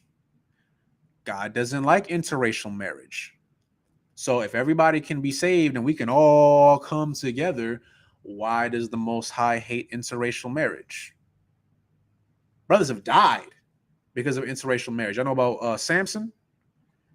Yeah, y'all remember who was he sleeping with? What nation was she? See if y'all remember. You said what? Not Palestinian. It does start with a P though. You're close. Philistine. There you go. Yep. No, you're right. Philistine. She was a Hamite. And he was messing around with her. And what happened? He died. He died. He took out some Philistinians with him, but he died. Even his own parents, they were questioning him. I'm paraphrasing. They said, do you not want a woman of your own nation? And Samson was like, nah, I want her. And he was like, all right, you can have her, I guess. And then he died. Her name was Delilah, for anybody who was wondering. So we constantly want to integrate. We want to save everybody. Esau himself don't even want to be saved, because in the book of Genesis, Esau was the firstborn. They were twins, but he was the firstborn. We all knew that Jacob was going to get the blessing. But Esau, technically, because usually in our culture, it's usually the firstborn, the eldest, who gets the blessing or gets the inheritance, so to speak. Well, Esau, he had a birthright. You want to know what he did? He gave it up to Jacob for some food. He gave up his whole birthright of being God's chosen people because he was hungry. And then when Jacob got it, Esau got mad. It's like, well, you gave it to him. So from the beginning, that's what Genesis means too. In the beginning, from the beginning, Esau didn't even want the blessing. He threw it over for a slab of meat. I'm hungry. Here you go. That's what he did. And then he lost his blessing. People don't understand that. So it's in Esau's nature. Esau don't want to be saved. But y'all want to save Esau so bad. There's so many scriptures in the Bible. It's Romans 9 and 13, where it clearly says, as it is written, Jacob have I loved and Esau I have hated. That scripture is famous. So famous that even Edomites, I should have brought the book with me, but it's a book called Esau Edom. Like, who is Esau? Who is Edom? And it's an Edomite who wrote the book. Some of the information in there is a little off, but there was some things in there that he hit that was right. And he hit the fact that The Most High is against Esau. Not just Esau as like that one particular person. No, Esau and his whole lineage. Esau himself has recognized that. That should tell you something. If Esau himself is letting you know, like, hey, yeah, God's against me. I mean, you heard it straight from the horse's mouth himself. What more proof do you need? Y'all won't believe us. Y'all love the white man so much. So I mean, hey, go believe him then. He's telling you. He referenced himself as Esau and said that the Most High is against him, but you still want to save him. That's because a lot of our people suffer from Stockholm syndrome and self-hatred. Y'all think the grass is greener on the other side. I know, I know. I used to be around white people quite a bit when I was younger, and I'll be honest with you. I was a kid, I was a teenager. I used to think like that. I'm not ashamed to speak on that. I used to think like that. So I know what goes on in these Christians' heads when they think like that. They think that, well, if I be around them and I talk like them and I walk like them and I marry their women and I do, then maybe I'll be white. No, you're never gonna be an Edomite. And you shouldn't want to either. And it's not even just Edomites, we do it with other people too. Asian stuff like that. It's really self-hatred.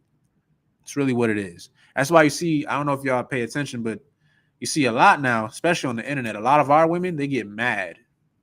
They get mad when they see black men getting with Asian women, or they call them passport bros. That's what they call them now. Yeah, it's like a new wave now. They call them passport bros. Now it's a whole trend of brothers getting passports and they fly into Thailand and Bangkok and what else? They go into like India and all these other places, right? Some of them are going to South America and getting themselves a sister. I mean, okay, that's cool. But some of them, they just went all the way and just they go into these Asian countries. First of all, I'm just gonna say it. Y'all going to Thailand. Odds are that's probably not a girl. I'm just gonna let you know that right now. Like Slovakia, that's probably Slovakia. I'm sorry. Odds are that's probably not a girl. That's probably a little boy. Okay.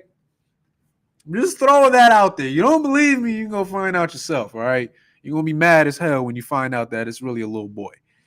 My point being is the reason why brothers do that is because here in America, a lot of our women have this stereotype of being loud and rude and ghetto. And I'm not going to make it seem like it's all sunshine and rainbows and we don't have sisters that are like that. But the thing is, they were made like that, though. They were made like that, right? They do that type of stuff. And now you got brothers, because brothers really want a peace of mind. That's really all it is. We want a peace of mind. You can look good. Them looks fade, right? Looks will get a man. It won't keep him. Just keep that in mind. So now brothers are getting so irritated. They just like, you know what? F it. I'm just going to leave. I'm going to Thailand. I don't know why you went there of all places, but whatever. You know, you went there. They go to the Philippines. They go to India. They go into they go into Africa. But they go into they go like Morocco or something. Like those, I believe they're Ishmaelites. Some of them anyway. Some of them are Ishmaelites because Ishmael kind of intermixed in there too, especially like the North Africans. My point being is they want heathen women now. They want heathen women. And a lot of that comes from you hate your own women and you hate yourself. I done seen it. I knew a Benjamite brother. He just, I don't know what was up with him, but he just loved Japanese women. He studied the culture, all that stuff. I got you in one sec. He did all that, right? And I'm just like, what is that? Oh, I'm like, Salakia. I thought somebody was trying to break in or something. Salakia. But yeah, he was a Benjamite brother. And a lot of women liked him. And I'm like, you got some flat back Japanese woman? Like, all right, bro. His kids speak Japanese and stuff. And I'm like, you know what's crazy? Odds are his son is probably going to get with a Japanese woman. His daughter might get with a Japanese man. And there goes your whole lineage right there because you are who your father is. My point being is the integration is wrong. It's wrong. It's not of the Bible. You're supposed to separate. It's stated so many times, and somehow Christians will go over this. I don't get it. What you got, Doc? I know you had your hand up. I was going to say, there was a study a couple of years ago. Every so often, Esau bring out this study. And it's remind me of what General Muhammad said about the FOMO, the fear of missing out.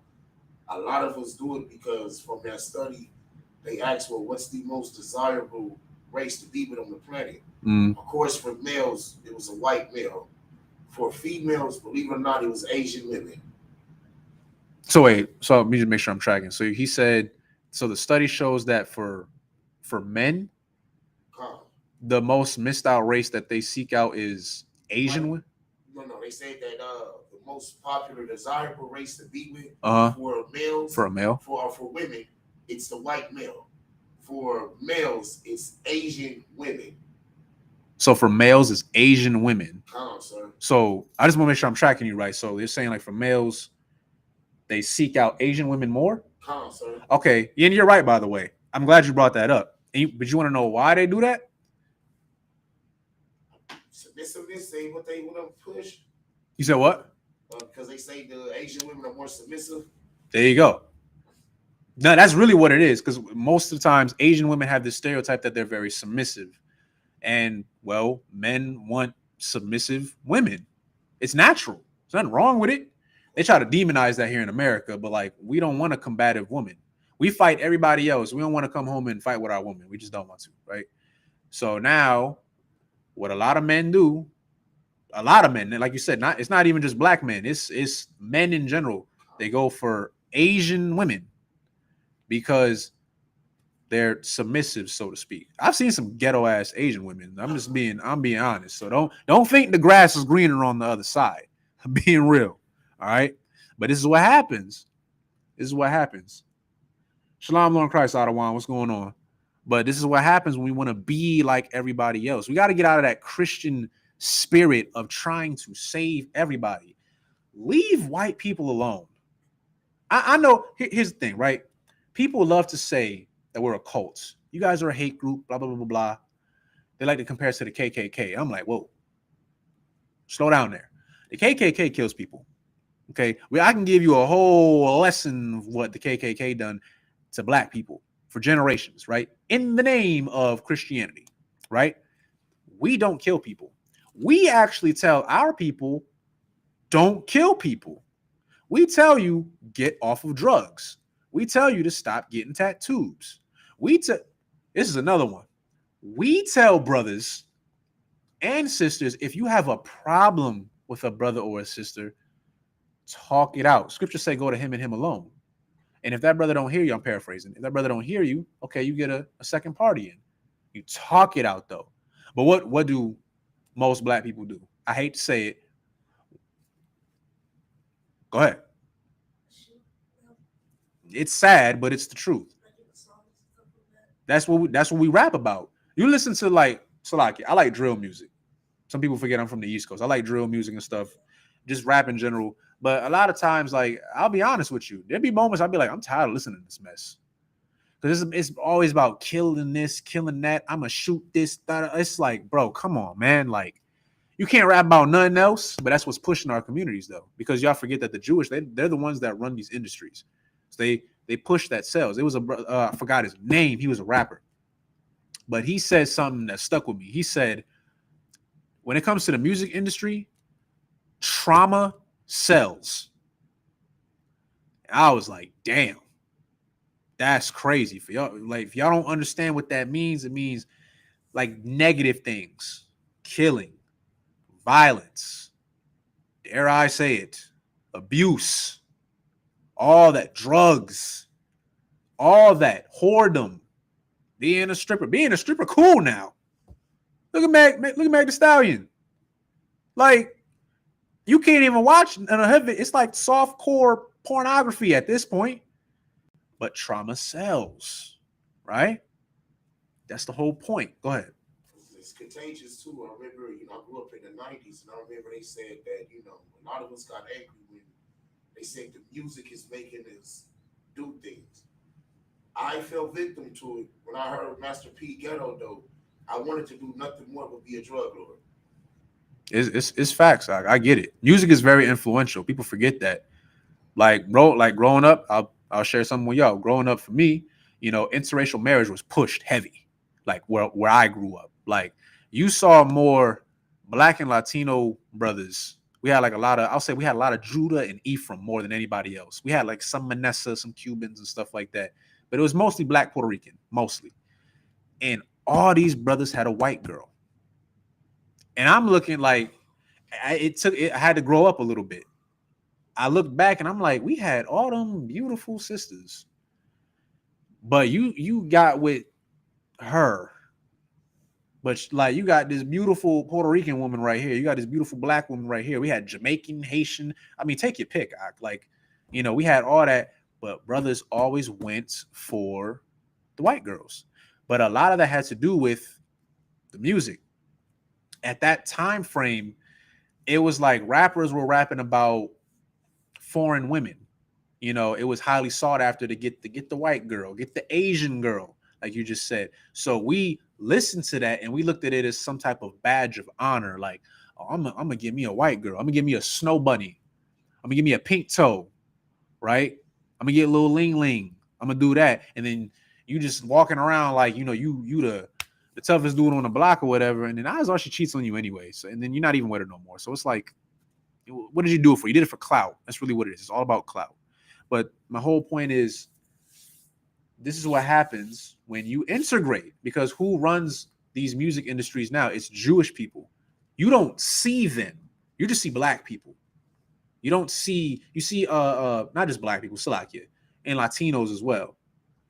But you don't see who's behind the scenes, because we want to be like everybody else. We have no power. Not outside of here, we don't. We have no power. But that's because a few things. One, we did disobey the Most High. We were supposed to be put a high above all nations. That's in Deuteronomy 26 and 19. But that's only if you listen to what the Most High tells you. We didn't do that. So, we fell victim to all the curses. We're still going through it, right? And we still follow Christianity. Like, they literally have a book called How to Make a Negro a Christian. Like, that should tell you all you know. I should have brought my books with me. Salakia for that. But it literally gives you instructions. It says it right in the books, how to make a black person more subservient to you through religion. It's like they have so much disrespect for you as a people. They will tell it straight to your face what they're doing. They don't even hide it anymore. Well, really, they do hide it. They hide it in plain sight. They say the best way to hide something from a black man is put it in a book. Niggas don't read. We'll be on TikTok, Twitter, or Instagram all day, but you won't read a book. You won't buy a book. You'll buy a gold chain before you buy a book. You'll lose that gold chain. You could read a book and gain some knowledge, right? So Christianity is false. Christianity is anti-black. Christianity is anti-native. It's anti-Latino. It's anti-Israel. It's anti-Christ. That's really what it is, okay? There was one more that I wanted to go over. Somebody tried to bring this up. It's the book of Joel. Let me go to it real quick. The book of Joel 2 and 27. And I'm going to end it with these last couple precepts. So this is the book of Joel, chapter 2, verse 27. And it says, "And ye shall know that I am in the midst of Israel, and that I am the Lord your God." Again, your God. Not everybody's God, your God, and none else. It says it right there. "And my people shall never be ashamed." We're going to keep going, though. Verse 28. "And it shall come to pass afterward that I will pour out my spirit upon all flesh, and your sons and your daughters shall prophesy. Your old men shall dream dreams, and your young men shall see visions." Right? Talking about how it's going to be passed down. But then there's one more part that somebody tried. I wanted to bring it out. Verse 29. "And also upon the servants, upon the handmaids, Sakya, and upon the handmaids in those days will I pour out my spirit." Now, this is what a Christian tried to do. We just read in verse 27, "The Lord your God," and none else. So many scriptures. I mean, it's redundant at this point. "The God of Abraham, Isaac, and Jacob. The God of Israel, the Lord of Israel, Israel, Israel, Israel, Jacob, Jacob, Jacob." You keep hearing it, right? We just read how Christ literally told his people, don't go on to the Gentiles. Go to the lost sheep of the house of Israel. right? You keep hearing it, Israel, Israel. But then they went over, and I will show, it's like it, and also upon the servants and upon the handmaids in those days will I pour out my spirit. They saw that and thought, oh, see, look, everybody can be saved, because they recognize that there's going to come a time, you know how Esau is a superpower on the planet right now. Like, there's other countries, they got their own governments and stuff, but we're talking about on a general scale. It's mostly Esau, right? Or at least he has some influence in everywhere. Now, there's going to come a time where the roles are going to be reversed, and we're going to be in power, and people are going to follow what we do. That doesn't mean that they're God's chosen people, but we're just going to be in rulership. Because if you're in rulership, well, the people are going to follow you, right? They're going to practice what you practice. They're going to speak your language. They're going to practice your culture. It's only natural. Now, when they read this, they looked at it like, oh, well, the Most High is going to pour his spirit into the servants and the handmaids, recognizing that we're going to have servants and handmaids of other nations. They're going to serve us just like how we had to serve them. You know, whoever go into I'm paraphrasing, whoever put into captivity shall be put into captivity. You know what I'm saying? So they're recognizing that we're going to have servants. That doesn't mean they're going to be saved. That doesn't mean that they're going to be given the law, statutes, and commandments. That doesn't mean to integrate. That's not what it means. It means that when we are in rulership, they are going to have to follow us. Like, think about it like this, like how they have their holidays. That's going to be wiped out. People are going to have to celebrate high holy days, right? And really, that's just for us, by the way. Like, that's really for us. Like, they can go do what they do, but in our congregation, it's just going to be Israelites, 12 lost tribes of Israel. There's not going to be any more dispensers, like the little weed dispensers and all that stuff. There's not going to be any more of that, because that's not going to be our culture. So ain't nobody else within our vicinity is going to be doing that. They want to go to their country and go do that mess. Hey, go do your thing. But in our nation, it's not going to be a thing. It's not going to be getting no tattoos or any of that other stuff. So they're gonna, when it says that his spirit is going to flow, Slakia, when it says, and also upon the servants and upon the handmaids in those days will I pour out my spirit, you got to understand, when you follow the law, statutes, and commandments, you are following the law, statutes, and commandments that the Most High gave to us. That is God's spirit. When we enforce it, that's God's spirit. We are pouring it out into the world. That's what people don't understand. That doesn't mean that heathens are going to be saved. That's not what that means. And I'll end it with this. Let me get go to the Apocrypha real quick. Second Ezra, I believe it's, what is it, 6 and 56. Yeah, 6 and 56.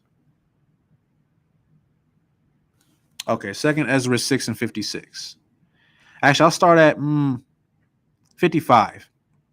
All this have I spoken before thee, O Lord, because thou madest the world for our sakes. And as for the other people, which also came, who also come of Adam, because Adam, there's many different people that come from Adam. As for the other people which also come of Adam, thou hast said that they are nothing. Talking about the Most High said that they are nothing, but be like unto spittle, and has likened the abundance of them unto a drop that falleth from a vessel. They're nothing. Just because other people come from Adam, I don't mean that they're God's chosen people. God, it doesn't say the God of Adam in the Bible. It says the God of Abraham, Isaac, and Jacob. Certain people. But we're going to read verse 57. And now, O Lord, behold these heathen.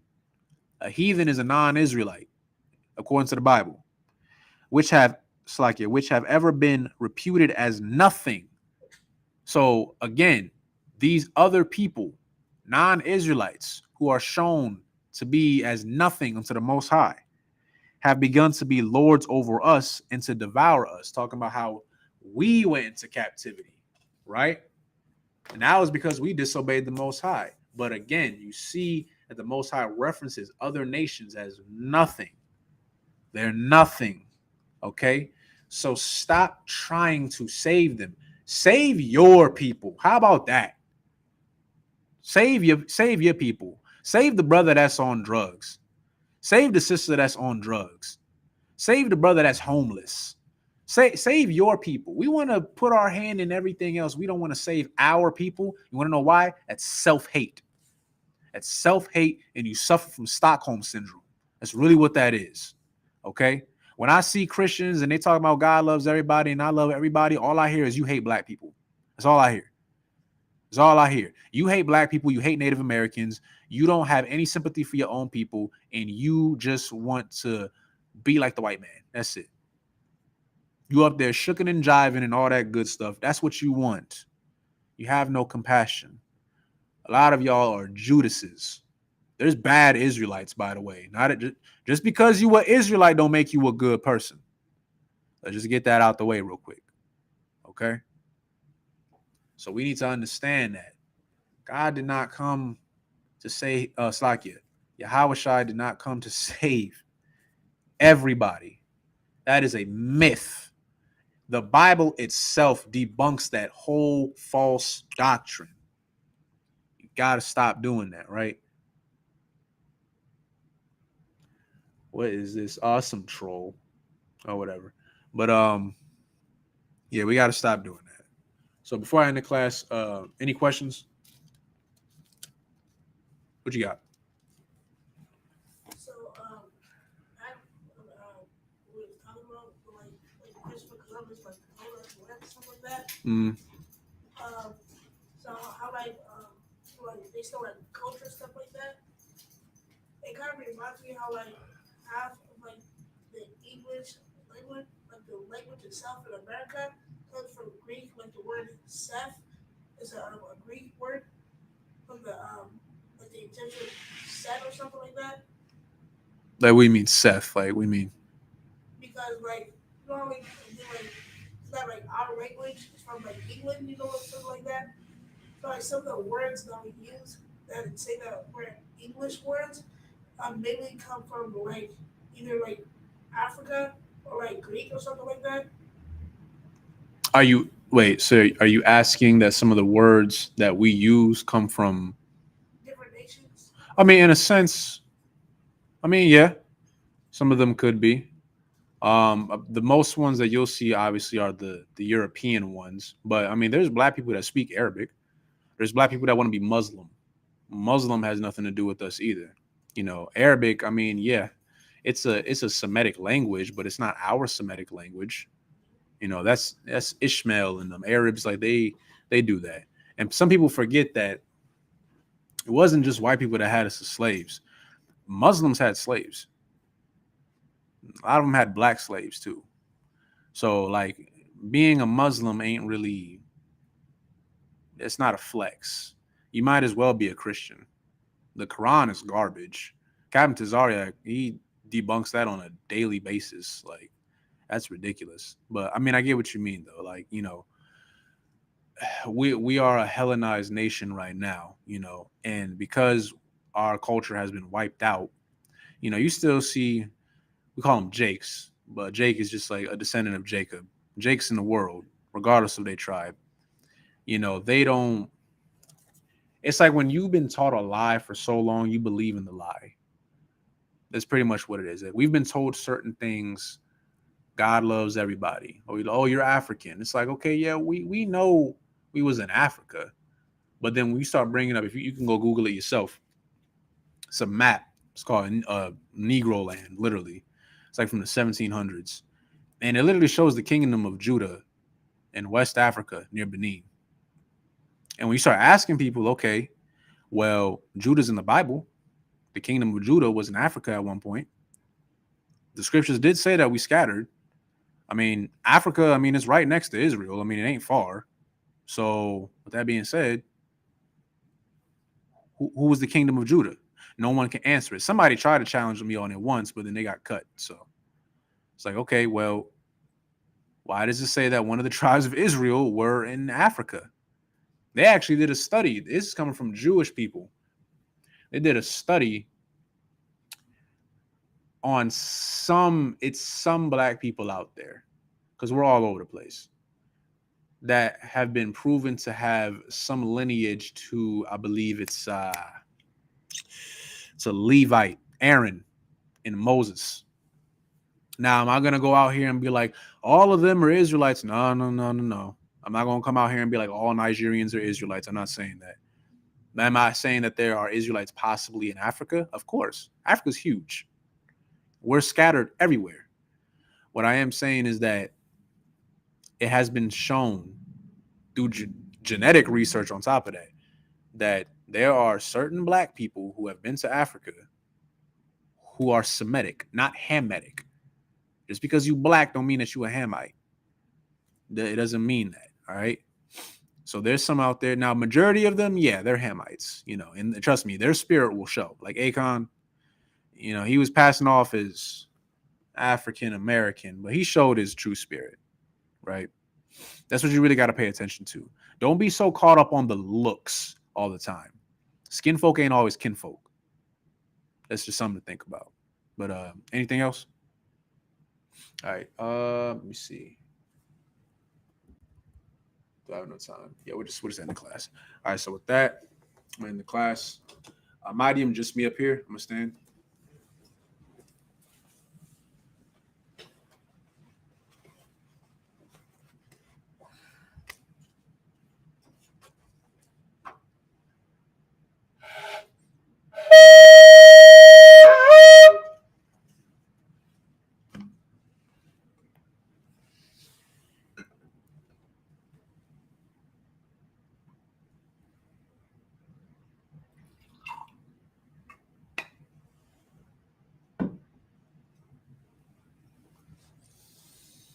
La Yasharala, which means to Israel.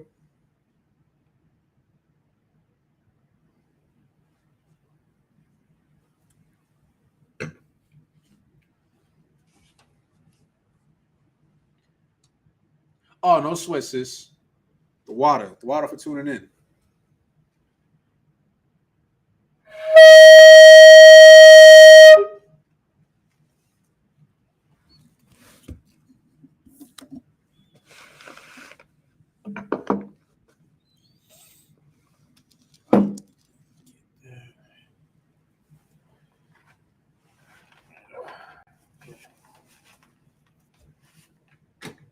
This.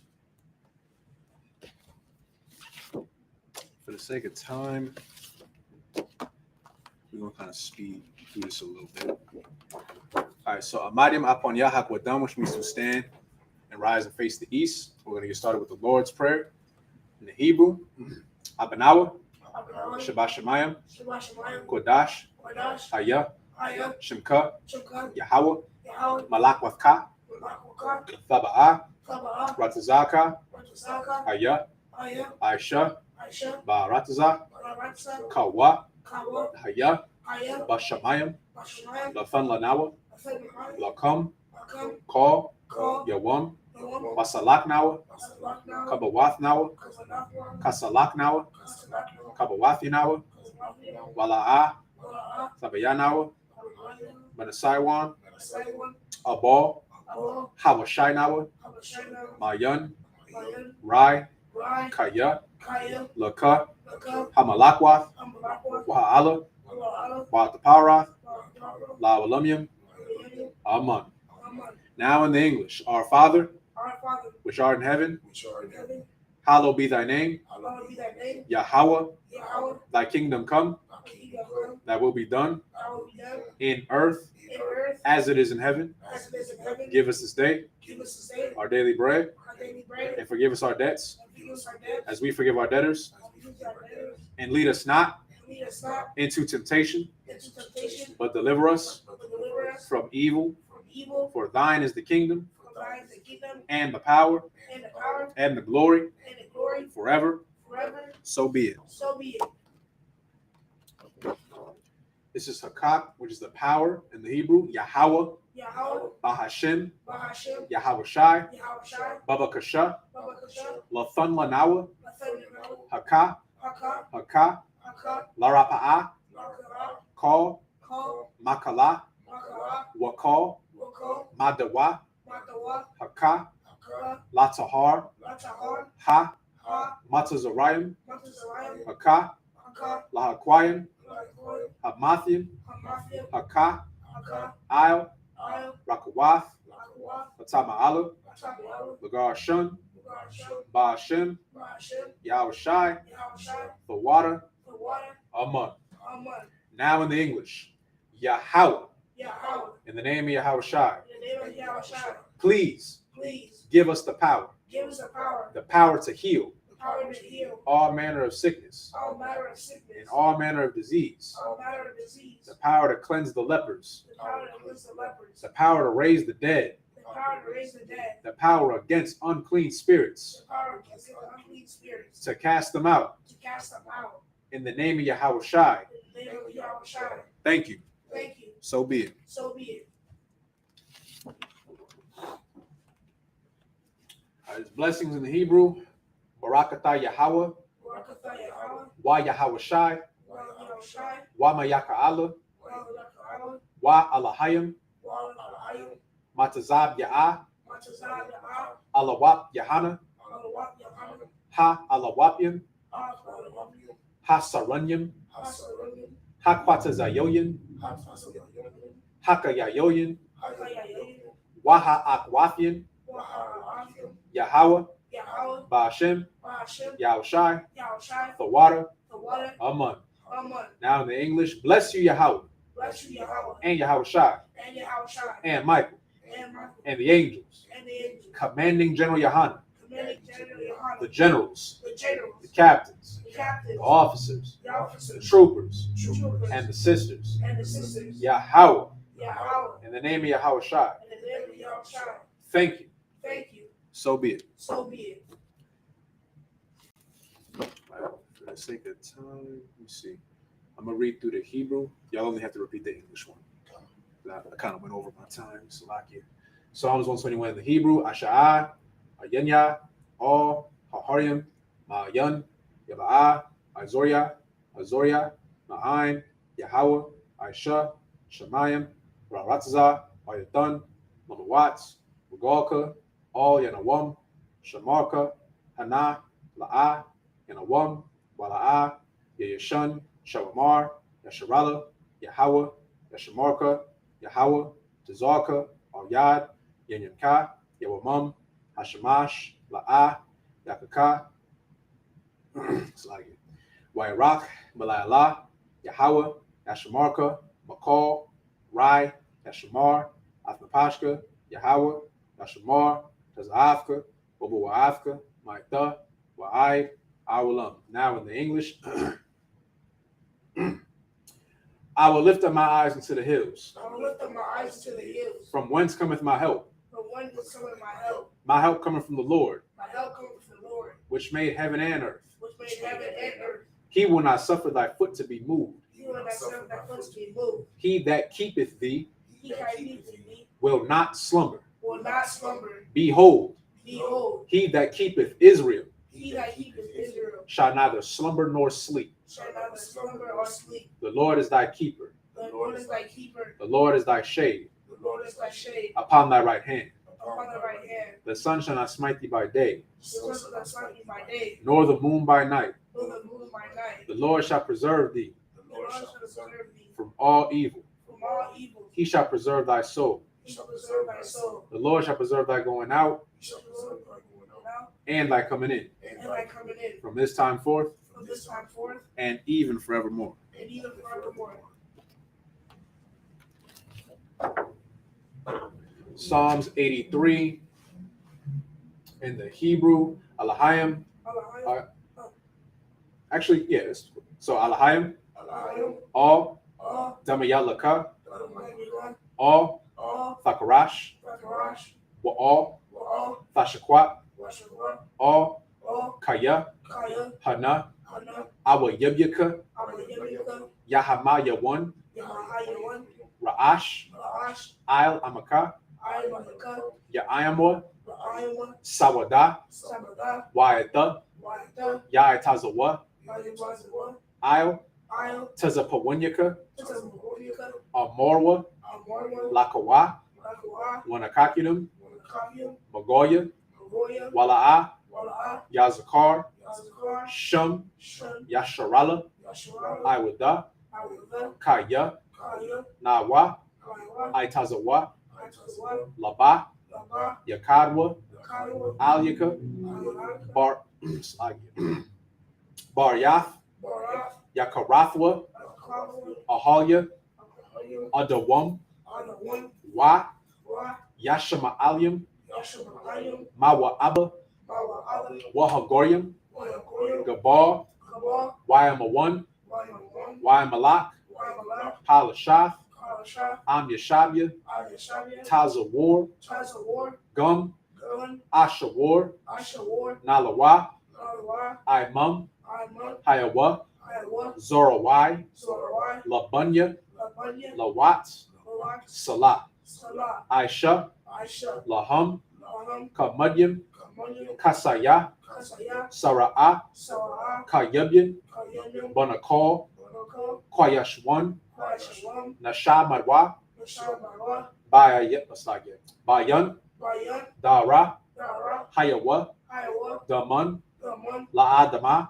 Lahadra, Shayatamwa, Shashamu, Nada, Nada, Yamawa, Awa, Kairab, Kaira, Wakaza Abba, Kazaraba, Wakaza Ba, Kazaba, Wakaza Zalmanai, Kazaraba, Call, Ko, Nasayakamwa, Nasamakila, Ashar, Ashar, Amarwa, Amaria, Nayara Shah, Marisha, Lanawa, Ath, Aha, Nawath, Nawa, Alahayam, Alahayam, Alahaya, Alahayam, Shayatamwa, Sanamu, Kagogala, Kablamia, Kakwash, Kakash, Lapunya, Lapanya, Rawaka'a, Waya, Kaash, Kaash, Sabaira, Waya, Yaira, Yara, Wa, Wa, Kalahaba, Kalaba, Falahat, Falahas, Haryum, Hayam, Kun, Kun, Tharadama, Dorama, Basairaka, Basaraka, Wabasa, Wabasa, Wapafka, Dorama, Tabahalam, Wayalam, Mala'a, Malaa, Panyahum, Ayalam, Kwalawan, Kalawan, Waya, Waya, Kwashwa,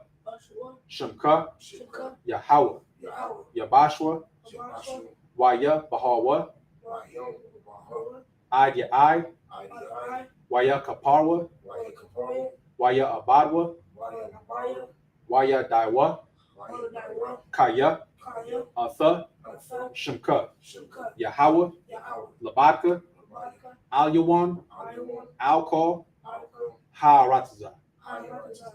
Now in the English, keep not thy silence, O God, Keep not thy silence, O God. hold not thy peace, Hold not thy peace, and be not still. and be not still. For lo, For lo, thine enemies make atonement, thy enemies make atonement, and they that hate thee and they that hate thee have lifted up the head. have lifted up their head. They have taken crafty counsel They have taken crafty counsel against thy people, against thy people, and consulted consulted against thy hidden ones. against thy hidden ones. They have said, They have said, come, come, and let us cut them off and let us cut them off from being a nation, from being a nation, that the name of Israel that the name of Israel may be no more remembrance. may be no more remembrance. So they have consulted together They have consulted together with one consent. with one consent. They are confederate against thee, They are confederate against thee, the tabernacles of Edom, the tabernacles of Edom, and the Ishmaelites and the Ishmaelites of Moab, and Moab, and the Hagarenes, and the Hagarenes, Gabal, Kabal, and Ammon, and Ammon, and Amalek, and Amalek, the Philistines, the Philistines, with the inhabitants of Tyre. with the inhabitants of Tyre.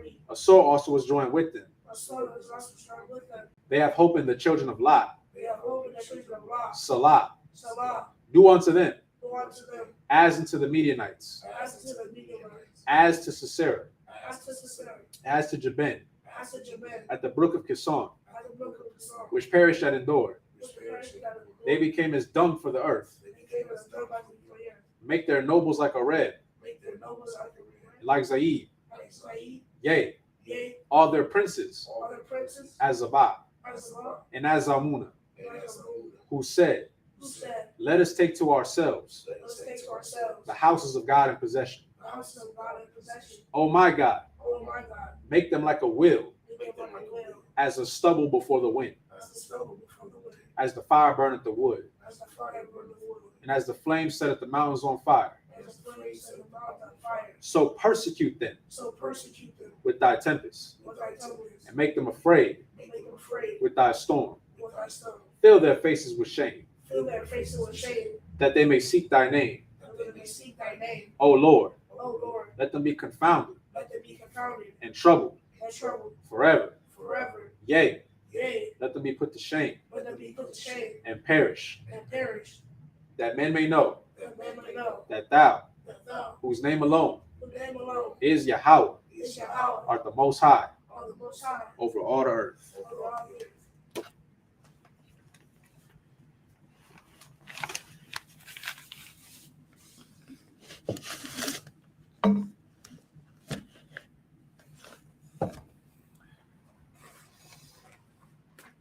All right, so see if you remember. So, all right, men of Israel, we're going to give one courtesy salute to the teacher. So just do exactly what I do. So men of Israel, Amajim. So just stand like this. So feet together. Feet together. Yep. So then Amajim Shabbat with your right foot. Step out. Like that. Yep. Then Amajim. Act like this. And then Barak. Barak. So now you guys are going to say the greeting. So you're going to say Shalom, Shalom, Yahweh, Yahweh, Ba'ashem, Ba'ashem, Yahushai, Yahushai, Barak, Barak, Atham. Atham. And if you ever forget, it's actually right next to you. Yep. So now I'm going to say to you, Shalom Yabashim Shabarak Thumb. I'm saying thumb because it's plural, because it's two of you. So, Yajimata, so put your hands down. Class dismissed. And that's it for that. All right, Shalom, Israel.